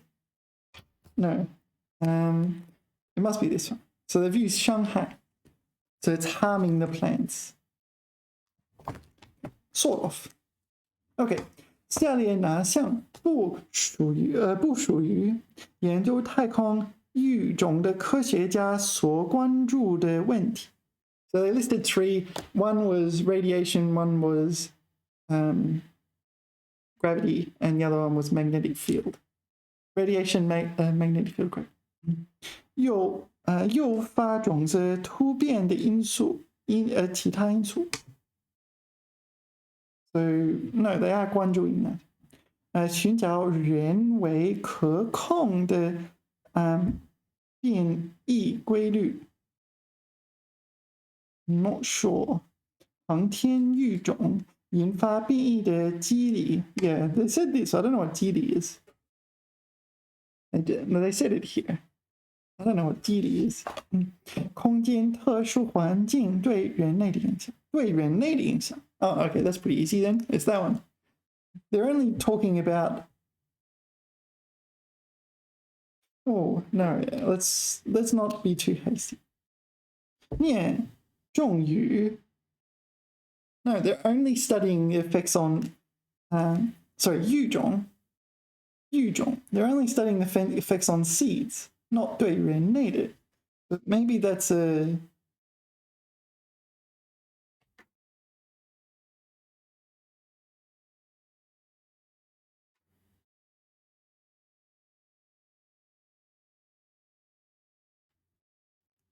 Yeah, hold on. 对太空育种的研究不单纯是育种问题，从更深层的也对生物影响。Yeah, 生物 is organisms or life. So 对人类 is life, right? Is a form of life. So this is true. This is 从深层来讲。So this one is true, therefore it's an incorrect answer. 航天育种引发变异的技术。Okay, so that's true, therefore it's an incorrect answer. 寻找人为可控的变异规律。This didn't seem relevant. They're probably trying to prevent the mutations. What is this? 诱发种子突变的其他因素。Yeah. So C. This one. That one's really tricky. So it says 对人类. And they don't say 对人类. They say 对生物. Yeah. But 人类就是生物。Humans are organisms. 最适合做上文标题是标题如何进行太空的太空育种的未解之谜。This is a good choice. Yeah, 未解之谜，未yet to 解 to be resolved. 之谜 is riddle. Yeah, so an unsolved riddle or mystery. 太空育种的利和弊。No, it's just they're exploring it from a scientific point of view. We're not at the stage of applications and so on. 当农业遇上现代科技 nothing really we need to talk about space. If it doesn't say space, then we're out of we're not talking about anything. It needs to talk about space, it needs to talk about seeds. Yeah. If it doesn't have both those words, it's not a good title. From start to finish, they talked about seeds in space. Where's that from? I don't know. Where are we talking? This is calligraphy. So calligraphy paper, calligraphy brush, and calligraphy block or something. I forget what it's called. Yan or something like that, right? 莫yan, if I remember correctly, something like that. Okay, 神阔. I know this name. 神阔. 神阔. This is the one where you're talking about, this is the 成语, your 纸上谈兵. So he's the guy who was super confident in his ability to run an army, and his enemy knew that. So when he got put in charge of the army, the enemy kind of was easily able to manipulate him, and then, yeah, everything went wrong. So you have the 成语纸上谈兵. Yeah, that's 神阔, right? If I remember correctly. 神阔是中国古代著名的政治家、科学家. Oh, no, it's not him. So, who was the guy for 纸上谈兵? 纸上.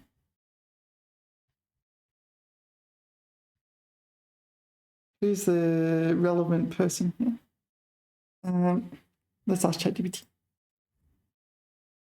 Hey, who's the relevant person for 纸上谈兵?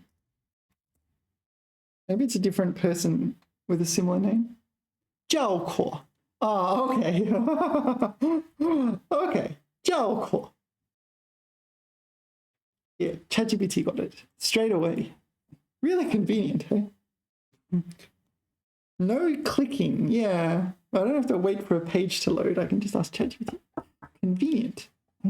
Okay, so 沈括 is a different person. Sorry. 沈括是中国古代著名的政治家、科学家.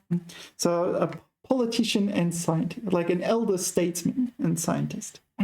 他的父亲当过不少地方的知府，这使他走南闯北，见多识广。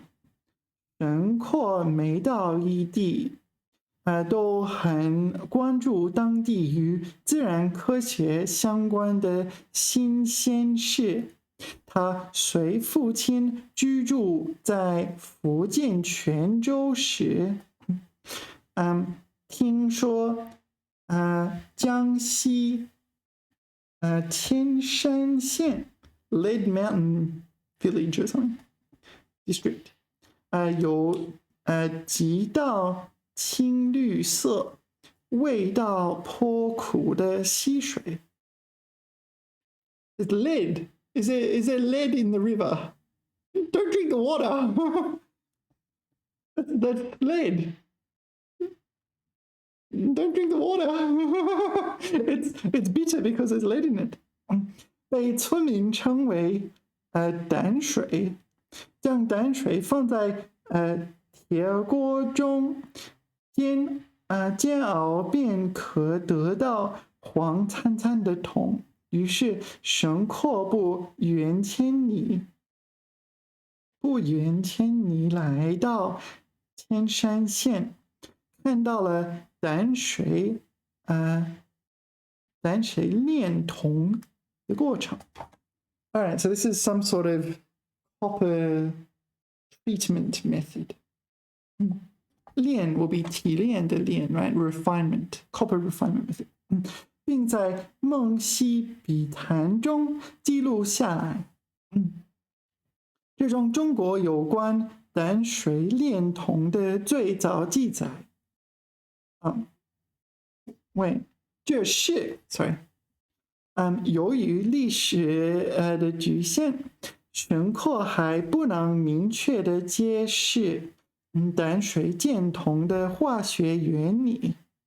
但他记录了从胆水中提炼铜的全过程，同时还预测千山周围可能有个规模不小的铜矿 ，a copper mine, a large copper mine.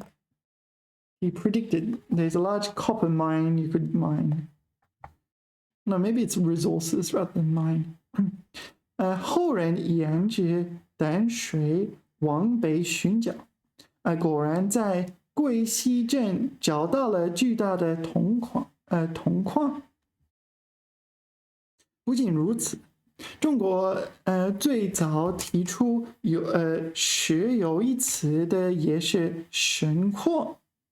This is petroleum, or crude oil. 它是最早描绘石油形态与开采过程，最早用石油烟煤代替松油制墨的人。So I used it for ink. We use crude oil for ink, not for like energy. OK， 在梦溪笔谈中，他这样写道：在郑州 ，I don't know that character， 郑州，延州，境内有一种石油，过去说的高奴县出产之水，就是指这种东西。石油产于水边，与沙石和泉水混杂。OK， 时断时续的流出来。当地人用野鸡尾粘取出来。So 野鸡 is like turkey or wild turkey. So you take their tails and soak up the oil, crude oil. 采集到瓦罐里。这种油很像纯漆，燃起来像火炬，冒着很浓的烟。So it's a very thick, like very thick paint, right? No, pure paint. It burns like a torch. 火焰 is a torch. Yeah, and it has a thick smoke. 它所沾染过的正旁都变成了黑色。It can dye it black. Hopefully it doesn't burn down. 我猜测这种烟可以利用，就试着收集它的烟煤做成墨，其光泽像黑漆。即使是松黑，也比不上它。我将它命名为岩川实验。这种墨以后一定会在世上广泛流行。此外，石油特别多，从地下产生，无穷无尽，也不像松木到一定时候就用完了。神阔笔下的延州石油，就是如今中国著名的长庆油田。So this is some large oil field. 是中国重要的能源基地。对，关于它可以知道什么？电轴试管。Oh, that was pretty easy. Wow, all right. They usually don't not make it that easy. 电轴试管 it's literally here. 电轴试管 Yeah, because he followed his father around while his father was doing whatever his father was doing, some government business. 神货对淡水炼铜的记载，下列哪项正确？忽略了提炼过程。No, he described the 过程 but he didn't really understand the chemistry involved, because chemistry wasn't developed at that time. 遭到后人的质疑 No.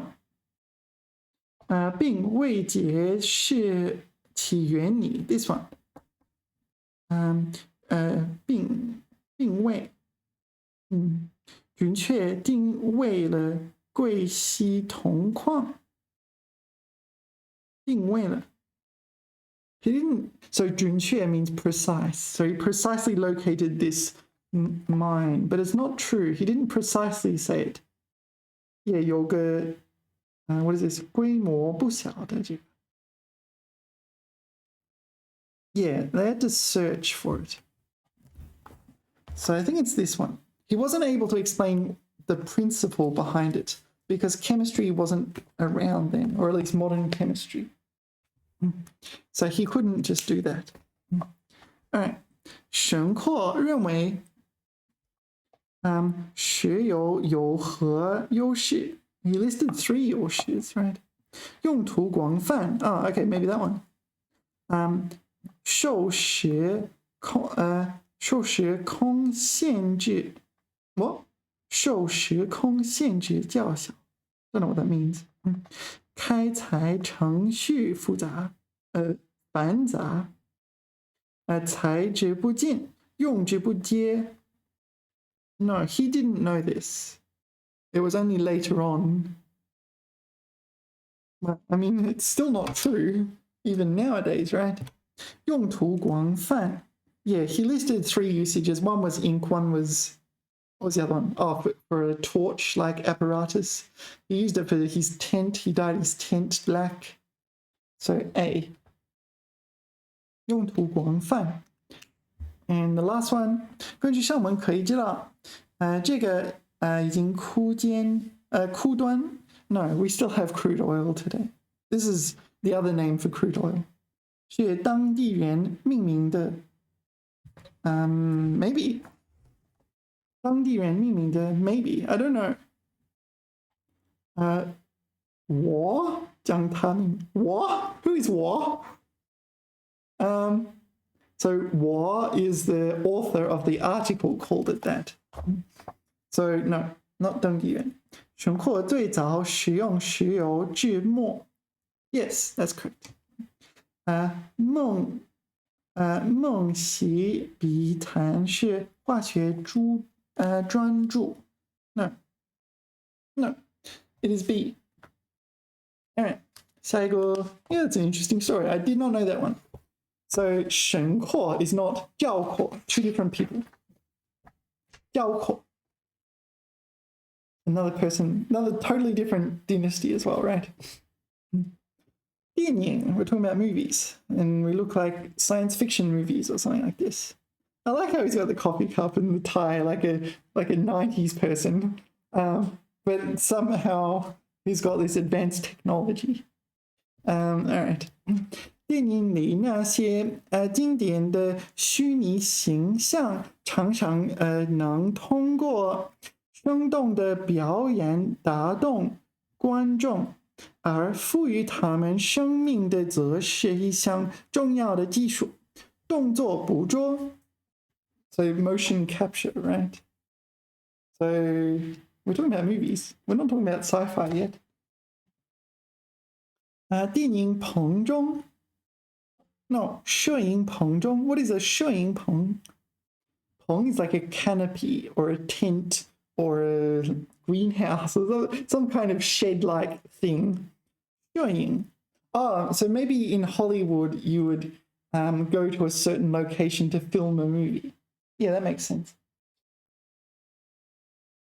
Sorry. 摄影中 Sorry.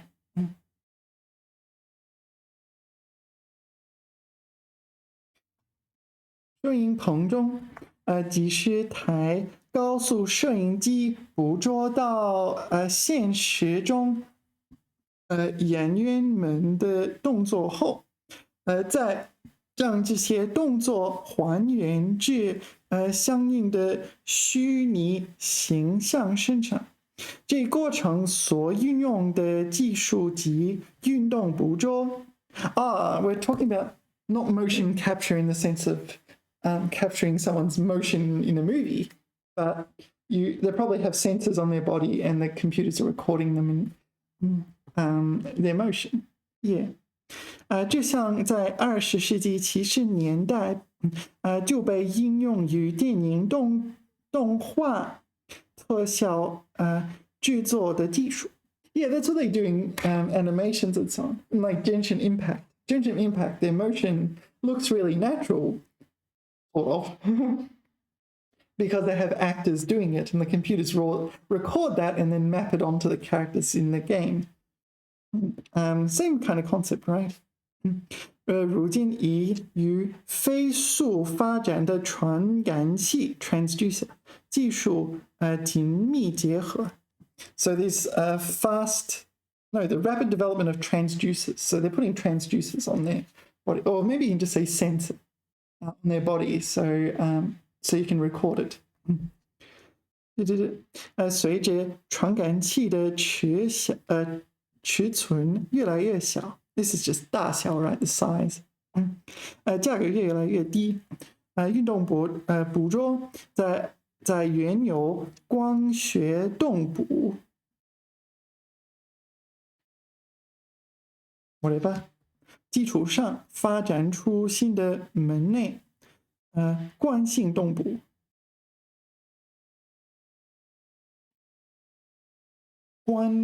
光学 is optics， 动捕。惯性 is like customary or something。技术人员介绍，基于传感器的惯性动捕，技术除了为电影、动漫等制作公司提供支持外，还被应用到了消费品领域，比如针对高尔夫运动员设计的挥杆宝 ，Is this the name of a program, software or something? 这套设备 equipment 借助动作捕捉和模拟识别算法，通过手机应用像球手。So this is a golf player, 球手。I feel like I should know that. What's the golfer? It's golfer in English, right? 显示动作数据，包括他们的挥杆节奏、杆头轨迹和击球时的杆面角度等。Okay, so it's just recording the statistics of how they swing, and it's like, oh, there it is. That's how you're doing it. 这些数据以及教练的建议，可帮助球手提高技术水平。技术人员称，如果能将动作捕捉、模式识别等技术以及内线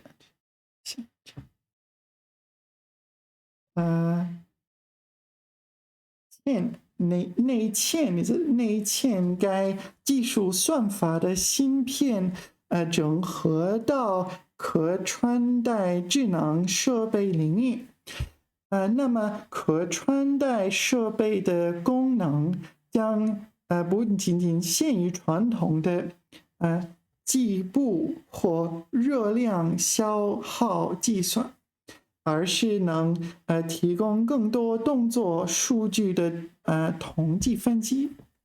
另外，动作捕捉还可能大规模的应用于医疗行业，比如在 I don't know, what's that? Is that like epilepsy or something like this? 什么病人的诊断和康复训练上 I think it's related to epilepsy or something like this. 以往只能依靠医生来目测病人的步态和体征，而动作捕捉设计则借助数字化的精密测量方法，更客观的进行数据统计和诊断，进而达到更好的治疗效果。All right. Anyway, it has medical applications for whatever this disease is. 从更前沿的视角来看 so 前沿 would be like pioneer or frontier. Yeah, frontier might be a better one. Not a person, is it? 技术人员认为，真正让动作捕捉产生革命性。So this is sort of large scale. It is such a large scale that is 革命, like revolutionary.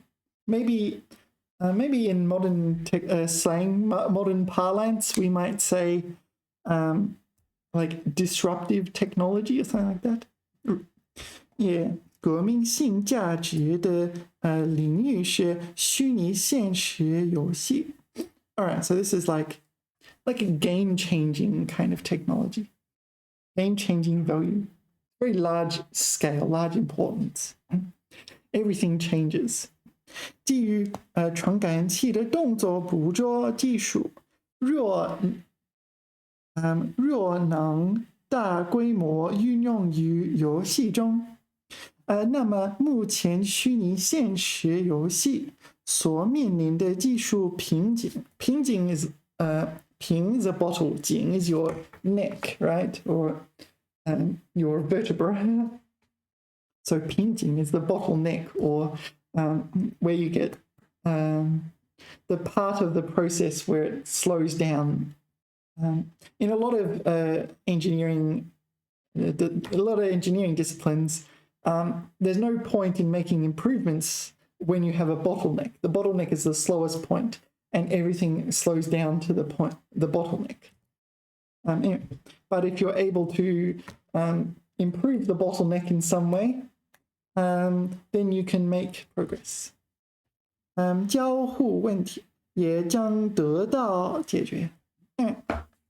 与传统动捕相比，惯性动捕 What's the difference? Okay, 设备价格昂贵 No, it should be much cheaper. 依托传感器技术 Wait. Alright. 依赖物体惯性对演员素质要求更高 Okay, it's definitely not D. 素质 Alright, so they're using transducer. Is that the difference? 惯性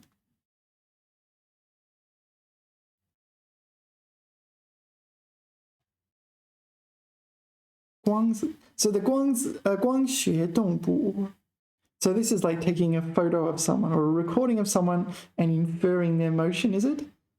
惯性 is using transducer. Yeah, 惯性 Okay, 基于传感器的惯性动捕 Yeah. So this new technology is based on transducers. C. Alright, 关于挥杆宝下列哪项正确 What was 挥杆宝 Oh, this is the golf software, no, equipment that records your swing, your angle of attack and whatever. I don't know, I don't play golf. 需付费才 No, we didn't talk about payment.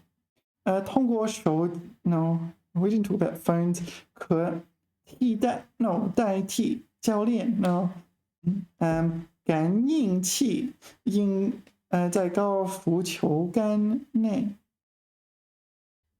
感应器 I don't know. 付费才能下载应用。So you must pay to download the application. It's not really an application though. 通过手机应用呈现数据。Well, maybe I missed it. Maybe it is like that. Where is it? Yeah. They just talked about the application, right? So, I mean, 通过手机应用 right. So you can put it on your phone. 通过手机应用 Yeah, 数据 So it is C.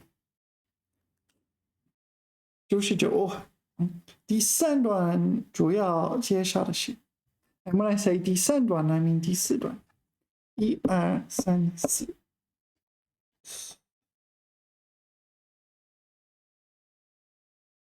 medical applications, it's not just limited to certain disciplines. 医疗行业的技术革新 No. It's kind of a tricky one, isn't it? This talks about a general case of major changes in medical technology, but it doesn't describe what the text describes. 动捕技术的两种应用 two applications of this technology. 动捕技术 So the first one, what was it? Oh, this is like virtual reality. Yeah, that makes a lot of sense. Two applications of this technology. One was virtual reality, the other was medical. 病人康复训练的步骤 No. 和穿戴 No. 穿戴设备的应用情景 It's not what they wanted to talk about. They mentioned it, but it's not them. It didn't want to 介绍 that topic. They 介绍 two applications of this technology. So it's A. My answer is A. And last but not least, 最后一段革命性非常紧迫 So very big. 根本改变 Yeah. 革命性 Yeah, 革命 is a Chinese word for revolution. So revolution means there are major changes. Major fundamental changes. Yeah. See. All right. We're done. I'm tired. Hopefully I get them all right so I don't have to correct them. Let's see. I probably got some of these ones wrong at the start. Let's see how we did. Whoa, there we go. All right, BCADC. Okay. First one wrong. BCA. B. Oh no. I got 4 wrong. AADAA. How did I get so many wrong?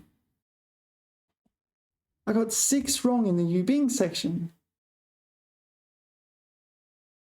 I had no idea. How did I get so many wrong? All right, DCCCD, DCCCD, BCBBB, BCBBB, EDCAB, EDCAB, ACDEB, ACDEB. It's really ridiculous that this section is so much harder than the other ones. So yeah.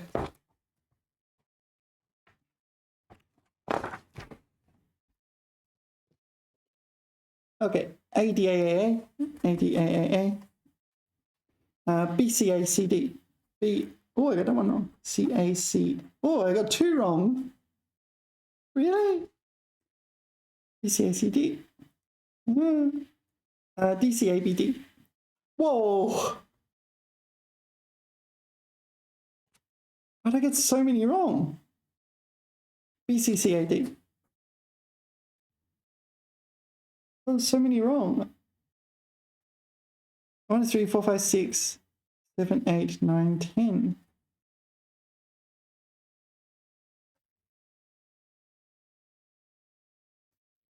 It's surprising. That's kind of surprising. All right, let's have a look where I went wrong, because I thought I was doing all right. I got number 1 wrong. Yeah, okay, I chose A. My justification was 是为自己 为自己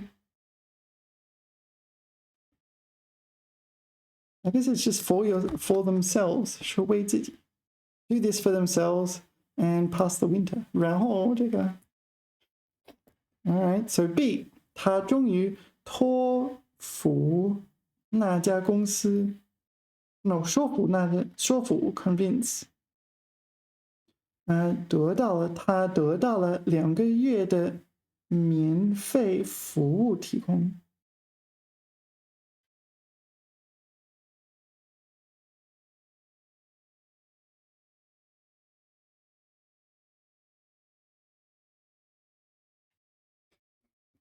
He eventually convinced the company and received 2 months of free provision of service.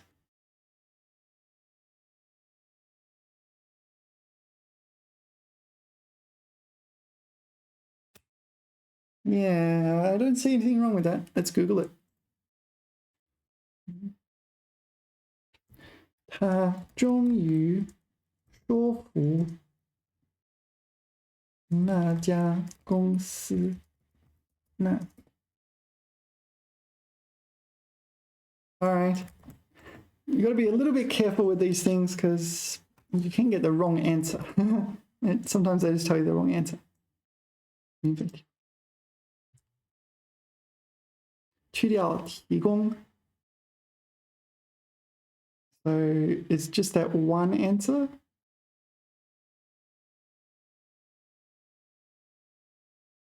All right.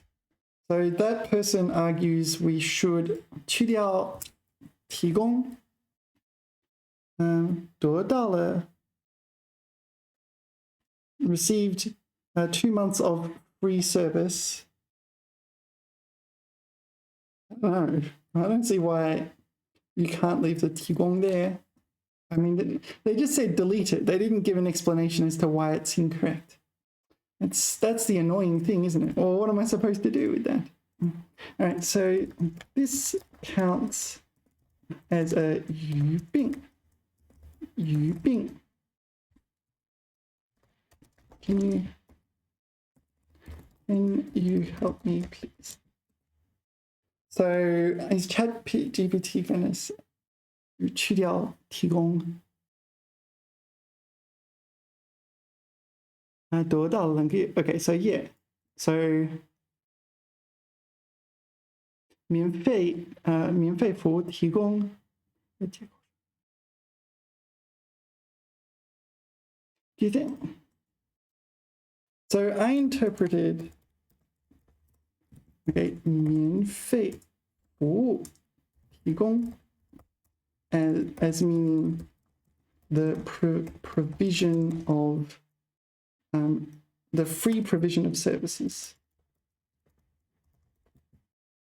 A noun phrase.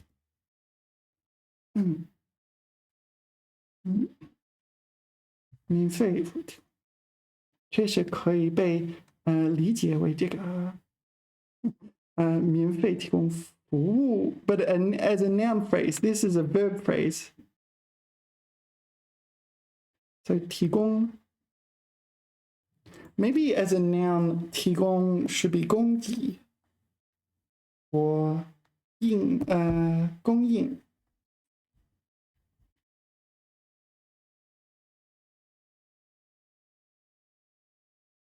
It is a verb.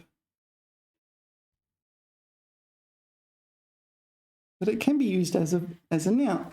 啪啪啪的提供 right? Let's have a look at that. Can it be used as a verb? 的提供 提供 The provision of. Yeah. 服务的提供 Yeah.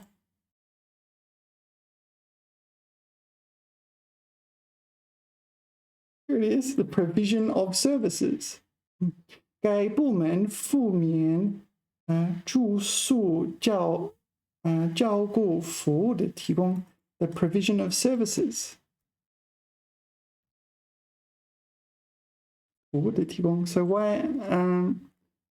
yeah, I'm still like all right, so they were consistent as to that was wrong. 免费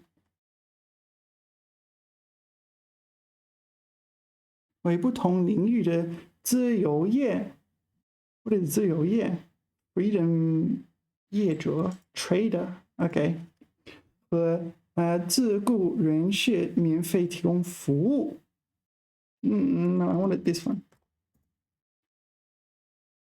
So that's just there.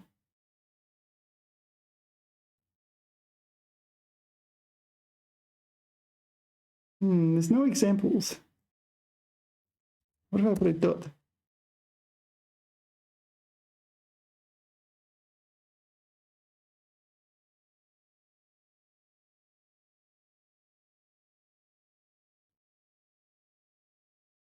Here. 这种商业模式可以用来支持并维护免费服务的提供。That's how I interpreted this phrase. Except I just left off the duh. I thought, all right, duh is not that important.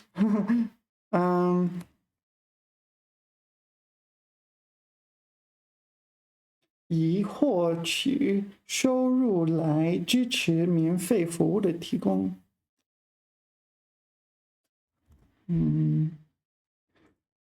Yeah, if that's the only error, then I'm not sure what I'm supposed to do.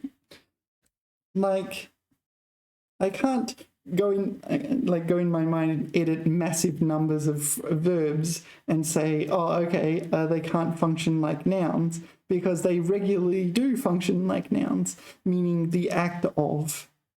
Yeah, 提供 can mean the act of providing things or provision. 得到了2个月的免费服务提供。I'm not convinced that that's wrong. You just haven't convinced me. I mean, it does seem possible that just people were not imaginative enough. I don't know. 免费服务 Yeah. Okay. So. 他就这个得到了2个月的免费服务提供方案。No.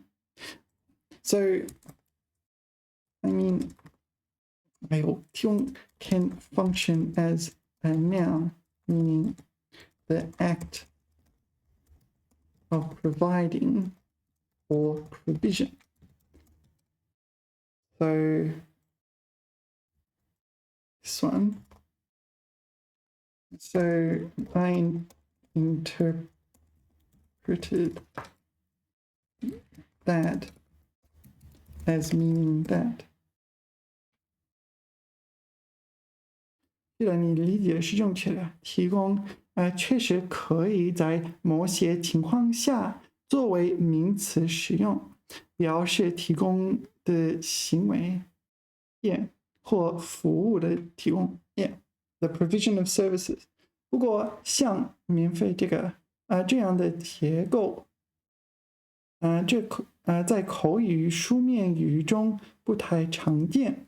So alright, but everything I read is 不太常见，听起来稍微有些不自然。你提到的免费服务的提供，这个结构会显得更加顺畅。So if you add the the there, it's okay. 因为的字把服务和提供明确的联系在一起，使得它更符合汉语的表达习惯。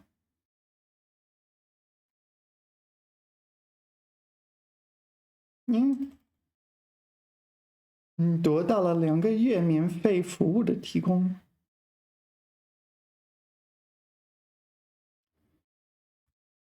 No, I don't know. You just haven't convinced me that this is wrong.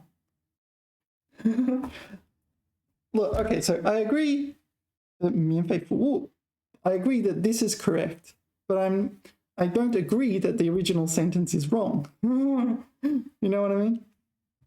All right, let's see. Okay, here I chose D. And that was wrong. Why did I choose D? 他人并不难，只要你愿意。Oh, did I just write down the wrong letters or something? 只要你愿意，认真的站在对方的角度和立场看问题。OK， 站在对方的立场。The answer was A. OK， 半年后他的事业，this is 日益 right? I said that was weird. So let me make sure I've got them right. Like, as in I've written down the right mistakes. BCADC. BCA DC. BCA DC. So it's the 日译, wherever it was. Yeah. 日译 was a bit weird. Okay, 站在对方的角度。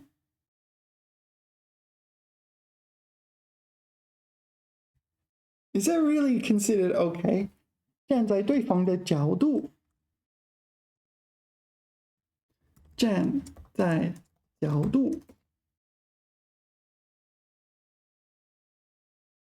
Oh, wow. So what does 角度 mean here? Point of view. 站在儿子的角度。Can you... Okay. Can you 站在立场? Oh, wow. All right. I learned something. I learned something from this one at least. So, what was I doing? 站在谁谁谁的角度。I didn't write that very well. Yeah, 站在谁的角度 and 站在谁的立场。Yeah, okay, that is correct. I did not know that. Yeah, if I did know that, I absolutely would have chosen the 日译，日译获得好成果。So I presume it's just the 日译。So we'll just check. 半年后，他的事业日译。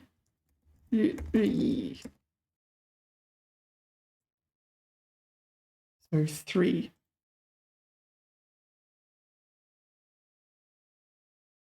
日益好转. Oh, okay. Just kind of rewrote the whole sentence. Okay, thanks. Let's look at this 语病. Next, please.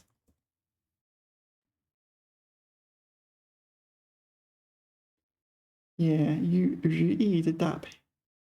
Yeah, 获得好成果. How does ChatGPT explain it? 搭配不太合适。日益一般装饰的是逐渐变化的状态或趋势，而获得是一个瞬间性的动态，也 instantaneous。不让日益一起使用。Yeah, it's definitely the 日益。Just delete the 日益 and you're fine. All right. I did find it, but I also found this one and I thought, oh, that's really weird. It turns out you can 站在对方的角度 and you can 站在对方的立场, which sounds really curious. Unexpected. All right. 54. I got 3 consecutive answers wrong. 54. I chose C. The answer was D.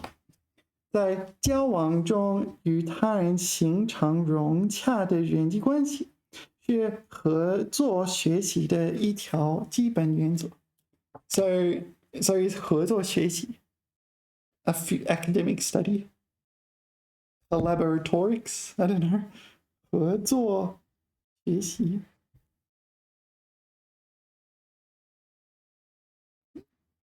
Maybe this is this thing. The study of cooperation. It's the same. The study of cooperation. So this is okay. D was wrong. Why was D wrong? Let's look again. 母亲做的菜的滋味. Yeah, I don't like the double duh, but all right. I don't think that counts as wrong. It just counts as not so great writing. 是伴随着他一生的味觉记忆。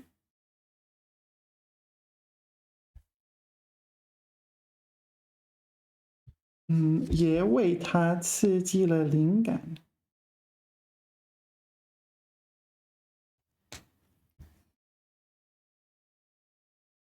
So the flavor is a memory, a flavor memory. 味觉 a taste memory. Where's the error? I don't know.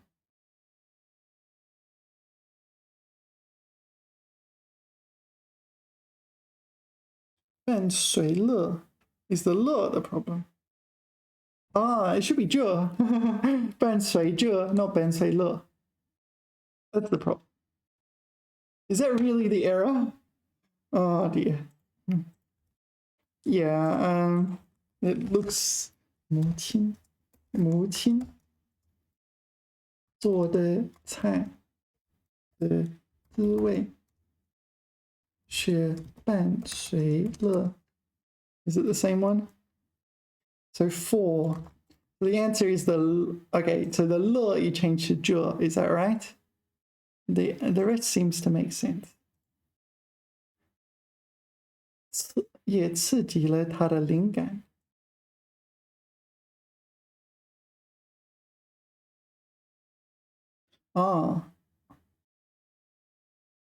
So the textbook says 也刺激灵感，也刺激了灵感。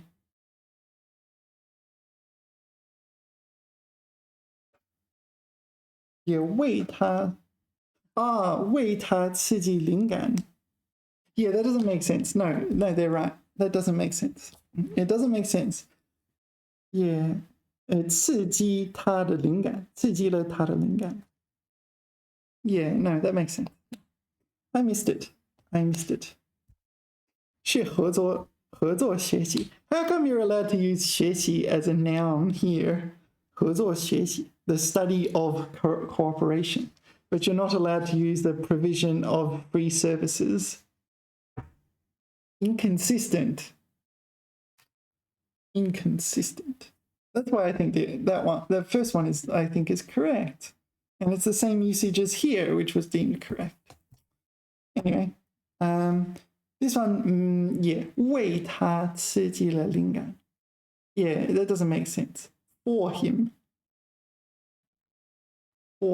yeah, 也刺激了他的灵感. Yeah, I missed that. I should have got that one. 55, I chose D, the answer was C. The next one. 在大海里，金鱼是绝对的强者。它几乎I said the 几乎 should put here. 几乎能把所有的 So it seems both are correct then. Yeah, the 几乎 I said to put before 所有. All right. I said I couldn't explain why. Probably that's why I can't explain why it's wrong, because it's not wrong. Seems like both are correct. 唐代长沙窑 So yao is a kiln. Maybe a kiln cannot do this. Maybe you want kiln operators. 把书写的文字来装饰. Yeah. So a kiln cannot decorate pottery. Is that the problem? 装饰瓷器，陶器书法才算真正诞生。Is that the problem? Like a kiln cannot decorate pottery. It just heats it, right? Is that the idea? I don't know. What else is there? 唐代，长沙窑 ，sorry， 窑长沙窑把书写。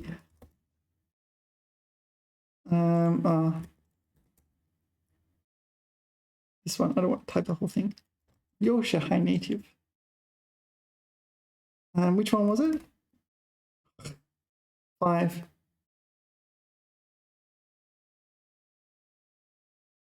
You just add a 学 at the end, but it doesn't solve the problem. 长沙窑把书写的文字来装饰这个石。But we didn't use a 石 here, right? 唐代。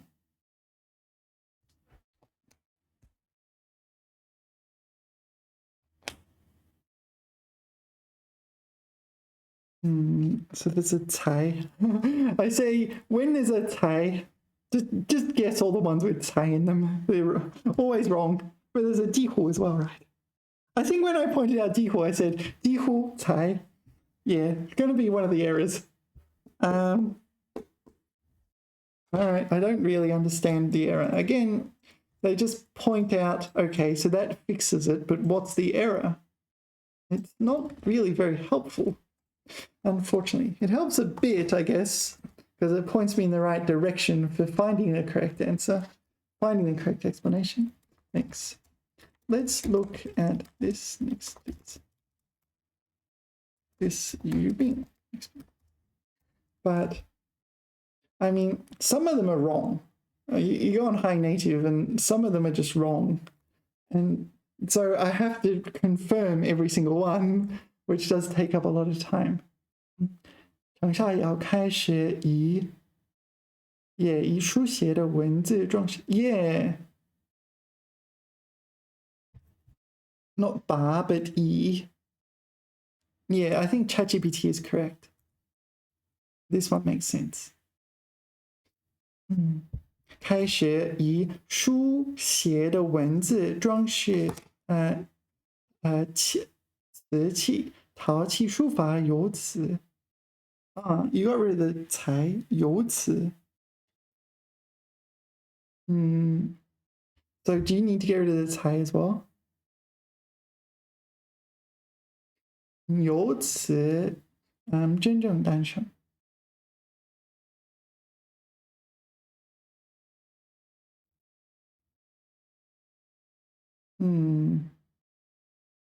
So, yeah. E is a better choice than 把, right? E by means of as well.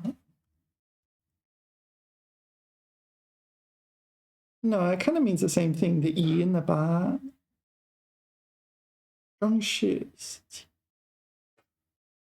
No, 这句话的语病主要出现在把这个的表达上。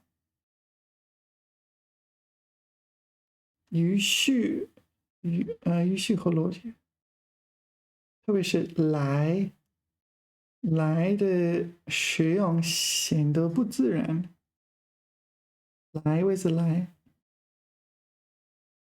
把这个来 ，can you use 把这个来，把来，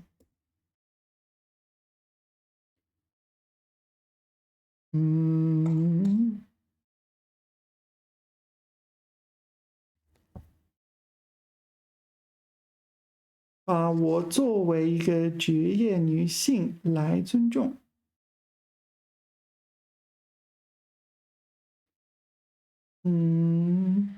把一个重要问题重现，the lie is separate there. Alright. 他暴躁的把锅摔来摔去。That's a different usage. 把我带到这个国家来的，意思是什么？把你带到，也是把你把到来，把东西挪来挪去，把它带，is the 来 the error？把书写的文字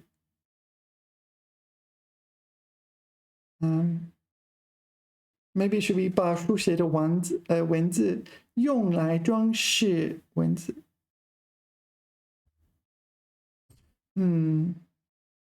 We'll just get rid of the 来。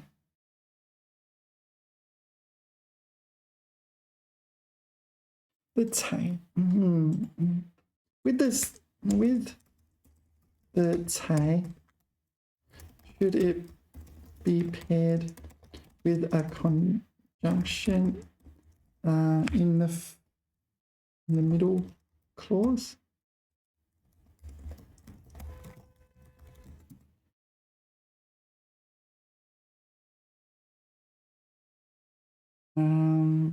So maybe like 具有 or something, right? So 例如长沙要开始以书法的文字装饰也they got rid of the 来瓷器之后才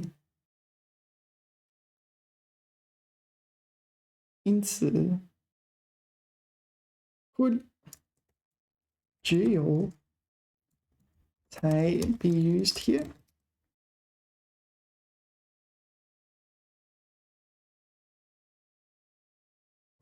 So use it, go on. OK, 只有唐代 yeah.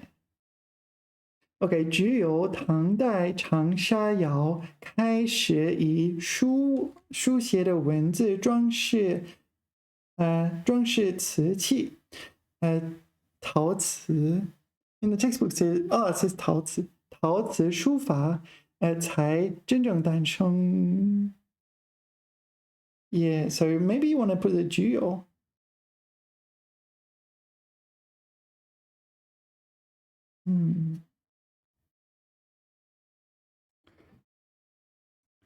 I don't know. This is super nitpicky, right? Like no one actually has any struggle understanding what it means. You really have to go out of your way to find this error. So the 才 when in doubt, choose the sentence with 才 Yeah. This kind of thing is worrying me because if I guess randomly, I should get 2 or 3 correct. I got 4 correct. Hold on. Yeah, 1, 2, 3, 4. I got 4 correct. Yeah, I should just guess randomly then. I lose like 1 or 2 marks.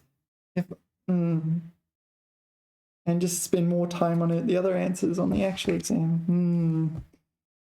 This sort of stuff is really demotivating. I don't know why they do this, but anyway. All right. I think it's the 才. The 才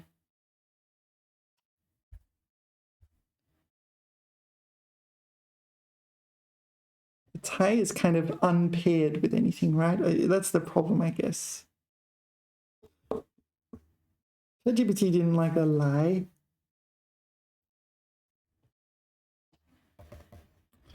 Yeah, hard to tell who's correct, who's not. If people gave consistent answers with one another, it'd be helpful, but I've done many of these questions and often I search for the answer on Google and I find like 3 native speakers giving 3 different answers, so I'm quite accustomed to not immediately believing whatever answer I'm given. This one, I remember this one because these are verbs. 无论是这个还是这个.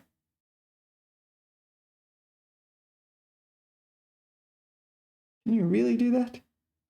Anyway, okay. Oh, the answer was A. So this is 假如, right? The 假如 should be 如果. I remember pointing that out. If this one wasn't like that, I wouldn't have.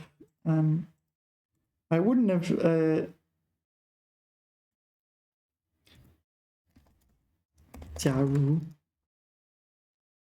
游戏 I would have chosen A if D wasn't there. 在测试期间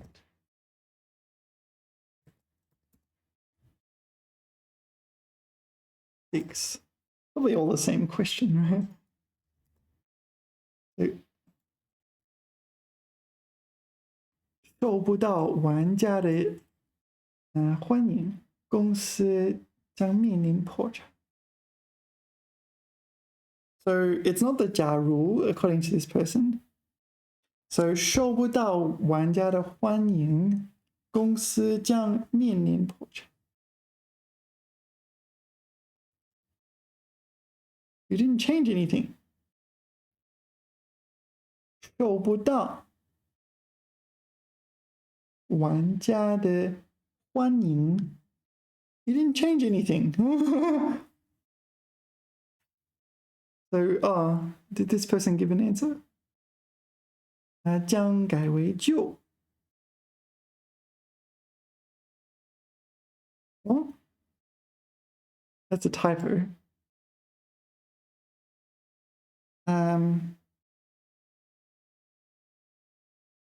Jiang meaning future tense, right? Will. So 假如 and 将 makes a lot of sense because we're talking about a hypothetical future possibility. 将面临破产。就 yeah, I mean 就 is correct too. All right. No, I didn't get the answer there. What about this? This is you being. Maybe I should send ChatGPT non-you being sentences to see if we can tell. I copied the typo. This is a surname. Yang. Save me typing. 语病。问题主要出现在面对破产的用法上。将面对破产。Will face bankruptcy. 公司。通常表面。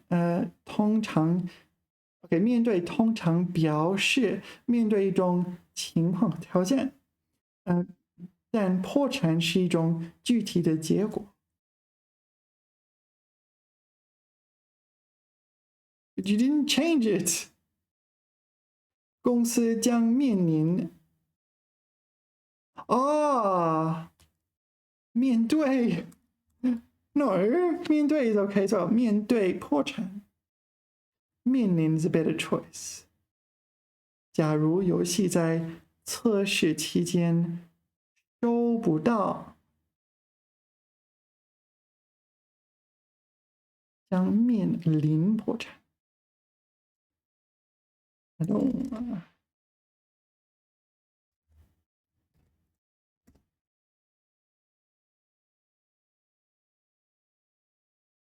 面对破产。企业主如何面对破产？面对破产。面临 I think in this context both are okay, right? 面临破产，面对破产。面对 to face to. All right. Let's have a look, see if it should be 面临 instead of 面对。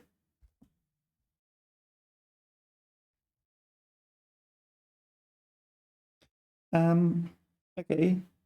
脸面对着，面向。I mean, that's the literal meaning. Where's the figurative meaning? Face reality, face new challenges. 面对现实。So this. Why can you not 面对破产? Like, if you can say face reality. Whereas 面对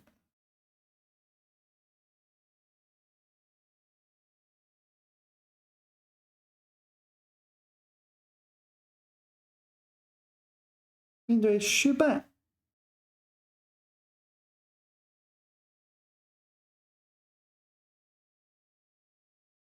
I don't know. Maybe they've even got 面对破产 as an example in here somewhere.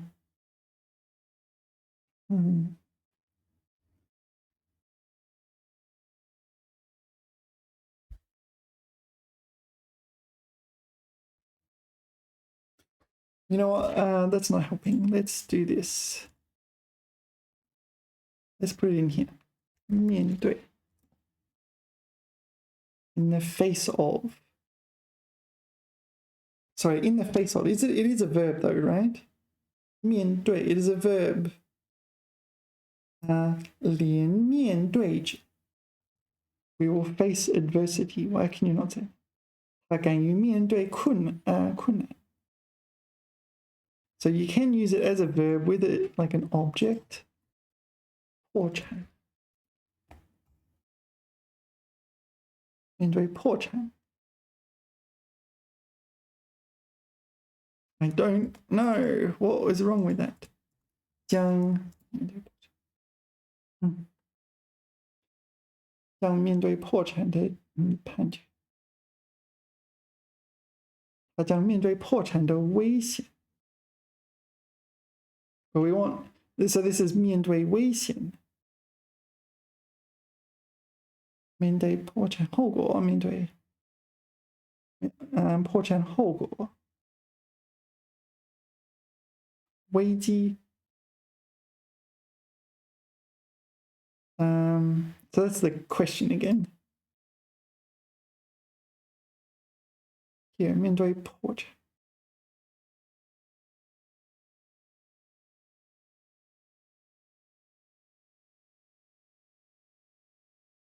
So this is the question again. So let's click that, see what comes up. Oops, all right. That didn't help. 反对党指我国面对将面对破产的指控。So 面对指控 accusations or yeah.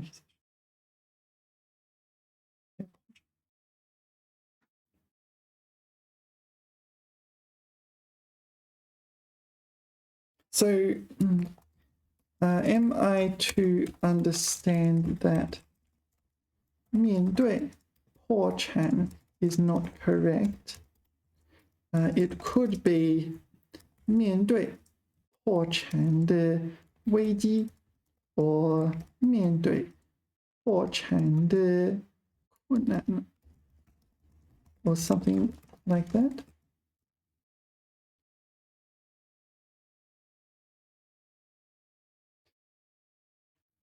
面对破产本身是不太自然的。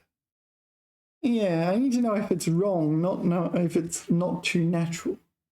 A lot of things they write are not very natural. 公司将面对破产的危机，面对破产带来的困难。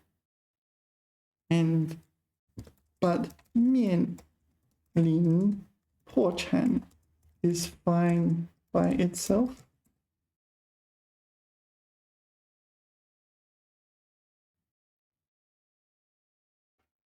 对，是完全正确。公司将面临破产。Okay, 面对破产的危机，面对。Okay, so this one is wrong. This one is correct with 面临 and 面对危机，面对困难。Yeah. 面对挑战。So it seems like an error in usage. That's pretty subtle. So when we looked at the high native one, did I miss it? 面临破产. Yeah, he did change. I missed it. So changing 面对 to 面临. All right. I have known that to be challenging, this particular word. Yeah. So the 假如 is okay. I'm sure if I used it, it would not be okay. All right. 56. 57. I got the next one wrong too. 5 in a row. I got 5 in a row wrong. Here I said D if it's, yeah, but it's probably this one. Yeah, I couldn't tell. So it's just this last one, is it? 显著, you can't put after Yeah, you can't put after it. Is it here? Yeah, this one, 7. So the order is wrong. Yeah, okay. No, I did see that, but I also saw the problem was I thought these errors were equally bad.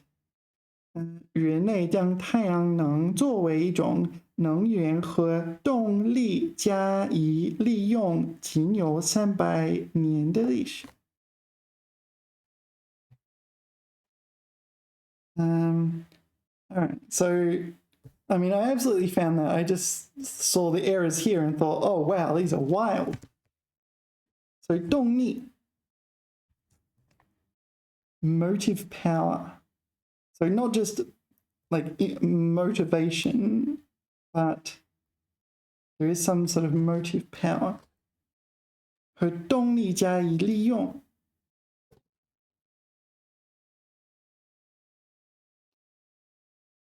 So 加以 usually 加以 after 加以 use it. You add a 2-character verb. 加以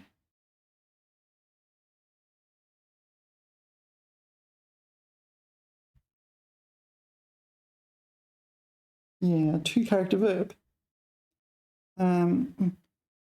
用在双音节动词前，表示后面的动词。Yeah, so this is the usual structure I'm used to. Like 加以审查 that's what I'm used to. There's another usage. 承接前一分句，提供进一层的原因或条件。Oh, this is like so adding an extra condition. 加以利用有这个。I still think D is wrong. It seems even more wrong. I'm not sure if I'm going to be able to search this so easily. 人类将太阳能作为一种能源。So if I put that, it didn't help.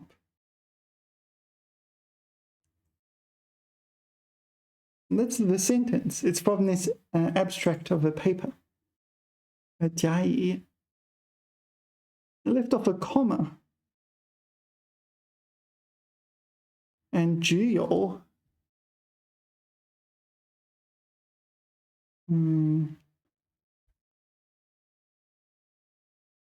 已经有加以利用。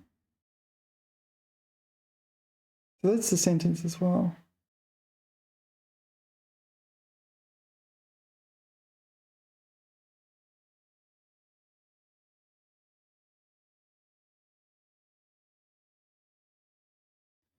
作为一种 Yeah, all right, so let's just copy this. Hey, can you help me understand the use of 加以 in this sentence, please?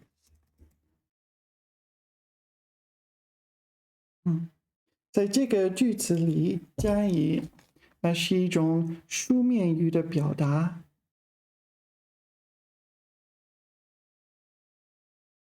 人类将太阳能作为一种能源进行利用。Oh, so it's not.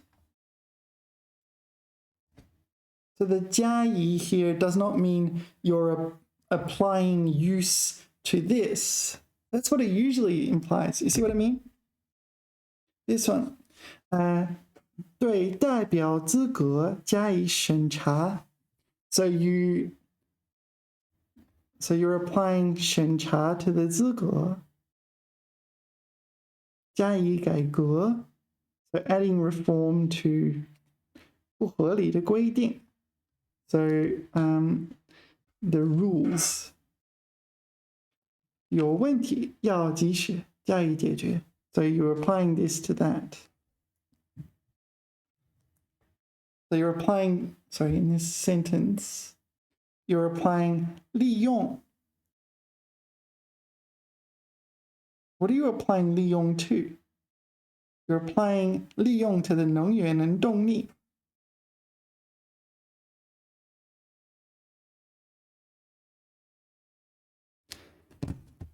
Yeah, I should have chosen that one.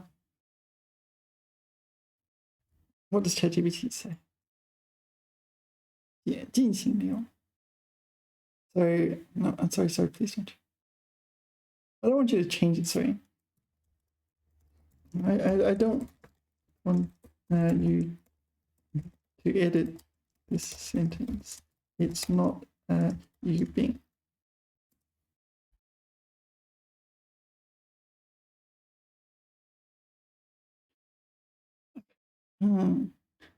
句子的确是不是语病.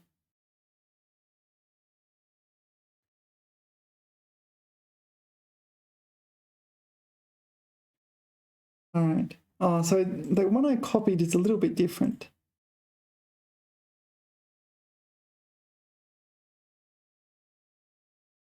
This sentence. This sentence is similar.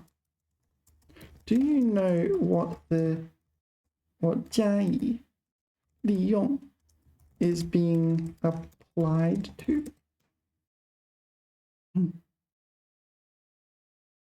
原来将太阳能作为一种能源和动力加以利用. I've never seen this grammar structure before. I've seen 加以 before. It's very 书面语义. But using it mid-sentence is quite unexpected. 加以利用. 将太阳能作为一种能源和动力加以利用，人类对太阳能进行利用。So the 加以利用 is applied to this, not this.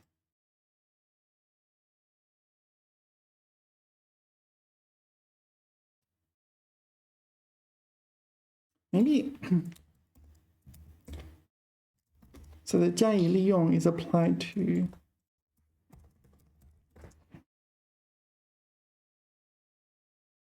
like a 太阳能. So which. So the sentence is. Can I copy it again? 人类将太阳能 这个 something like this.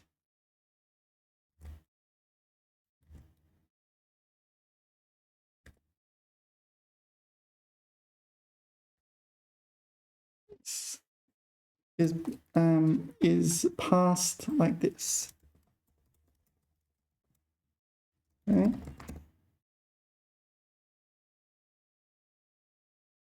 You don't need to memory update that. 人类将太阳能，没错。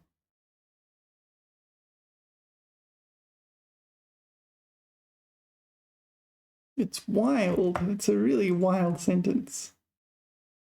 加以利用是作用在太阳能上。So in all the sentences I've read, they're like this, where what's before the 加以 is what it's applied to. But the 加以 here, it applies to this, and this intermediate content is skipped. Yeah, there's also 加以利用及扭这个的历史.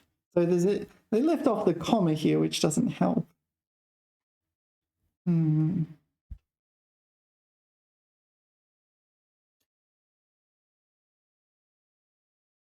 All right. Anyway, what else did I get wrong? Taking a while, isn't it? I got 87 wrong. Yeah, how did I get 4 of the ones just in the reading section wrong? So first of all, let's just check I copied those down correctly. 87, I chose D, the answer is C. 90, I chose C, the answer is D. 91, I chose C, the answer is D. I chose A, the answer. Yeah, I got those wrong. All right, let's see where I went wrong, because that's surprising. So 90, I chose C. 对种子发育伤害极大. Yeah, I thought it was a bit weird to use 伤害, but there weren't any other options, I thought. I should start with 87. We'll go back to 87 in a second. C.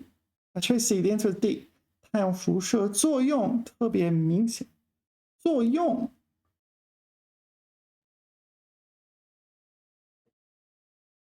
右边因子。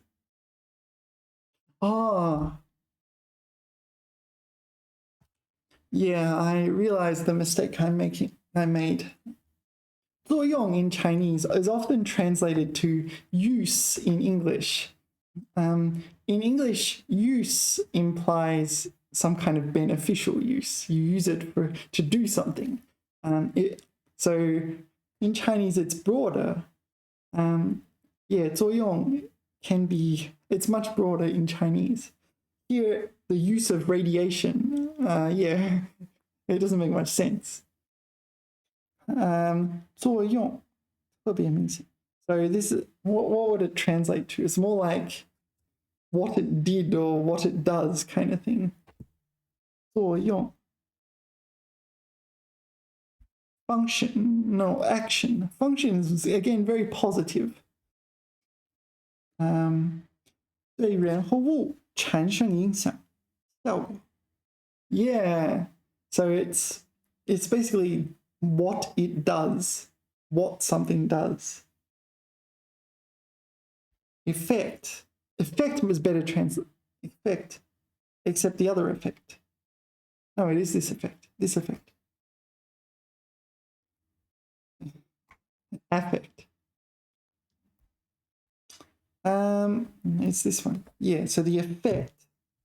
Here the 作用 is effect. Yeah, I have gotten that wrong in the past.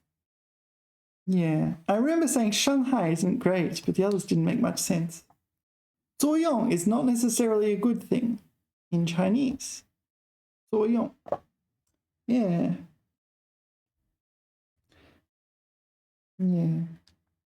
All right. No, I got that wrong. I need to watch out for 作用 in the future, it seems. Okay, I didn't do 87. Did them in the wrong order. Oh, so I chose D, the answer is C. 民族特色文化保存完整.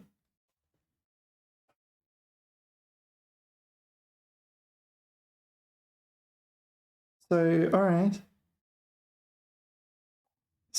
Why is it called that? Where did I go wrong?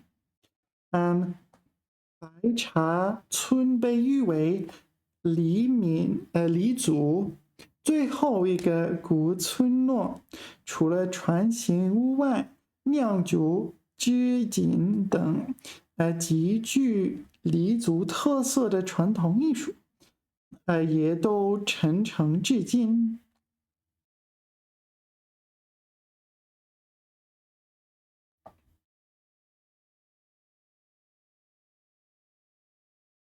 走进白茶村，随处可见身着传统服饰，这个。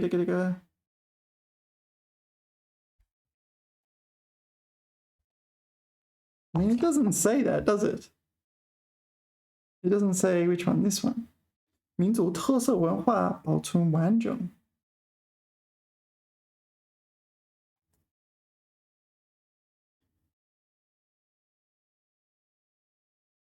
I chose D, right? 87. I chose D. 船形屋仍保存着。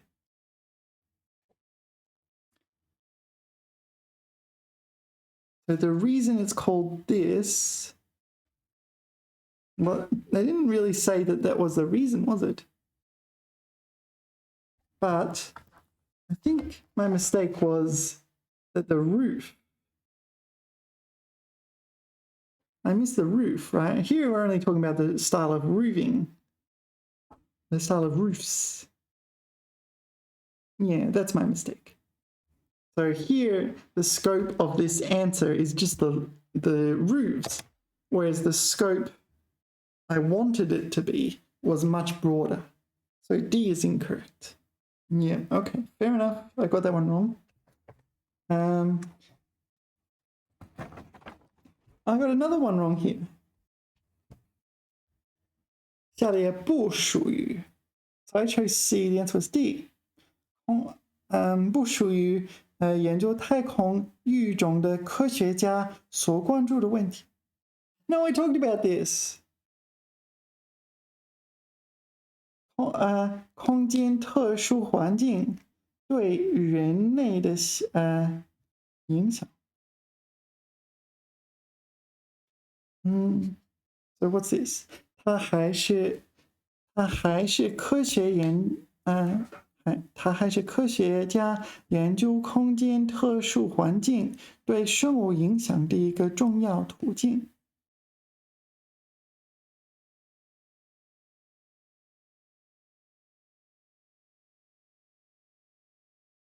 What is 他 here? 对太空育种的研究不单纯是育种问题。Yeah, so we're not just researching seeds. 从更深层次上讲，so 他 is this research. 他还是科学家研究空间特殊环境对生物影响的一个重要途径。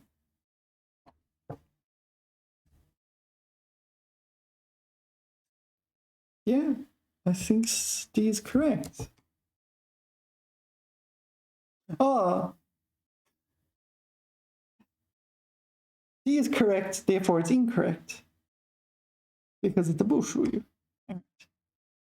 So, but the given answer is D. Yeah, I chose C. 寻找人为可控的变异规律。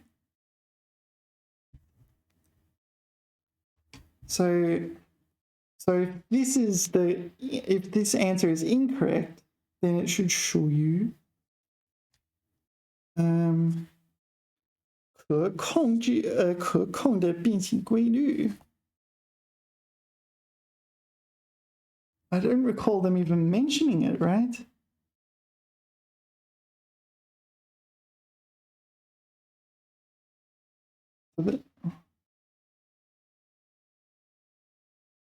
研究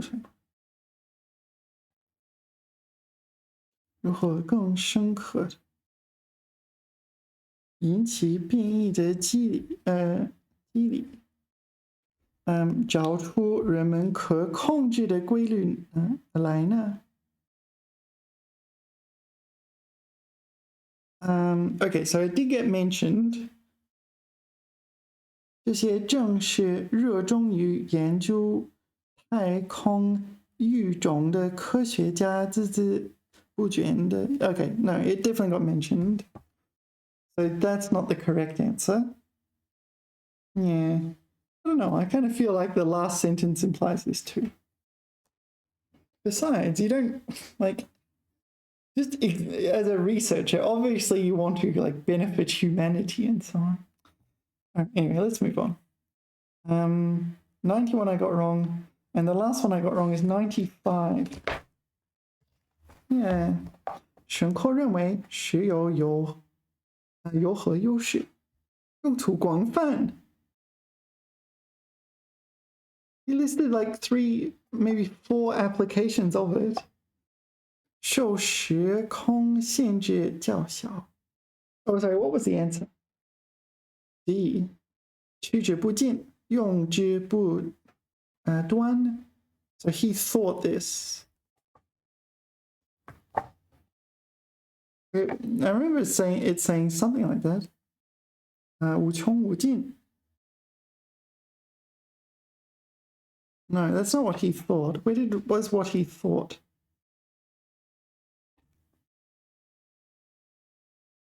Do you see it?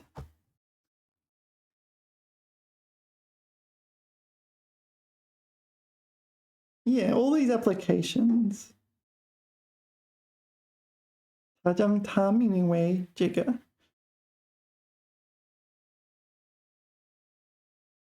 世上广泛流行，这种末以后，一定会在世上广泛流行。So widely popular.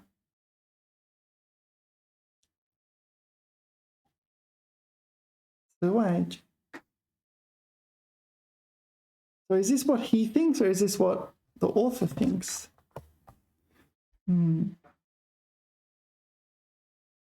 Yeah, so 不像松树到一定时候就用完了。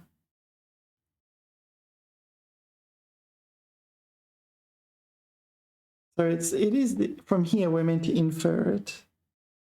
从地下产生无穷无尽. So this is endless. So we're meant to get this one, which is a synonym for endless. 用途广泛. I don't know, he just listed so many applications, right? All right. So what's the lesson for this story? Because I did badly this time. That's really not good considering how much time I spent on it. So the previous ones, 88, 90, 90, 92, 80. What? Is the lesson you end up having to take the HSK6 exam multiple times over and over again, and there's just randomness involved? You can't do much about. I didn't do too well in the listening as well. I don't know. What's the moral of that story? Think on this, I must. Thank you for watching. If you've made it all the way through, wow. Yeah, some of these videos get a bit long, don't they? Anyway, thank you for watching. Remember to do the liking, subscribing, YouTube, commenting. I don't know, whatever people do on YouTube nowadays.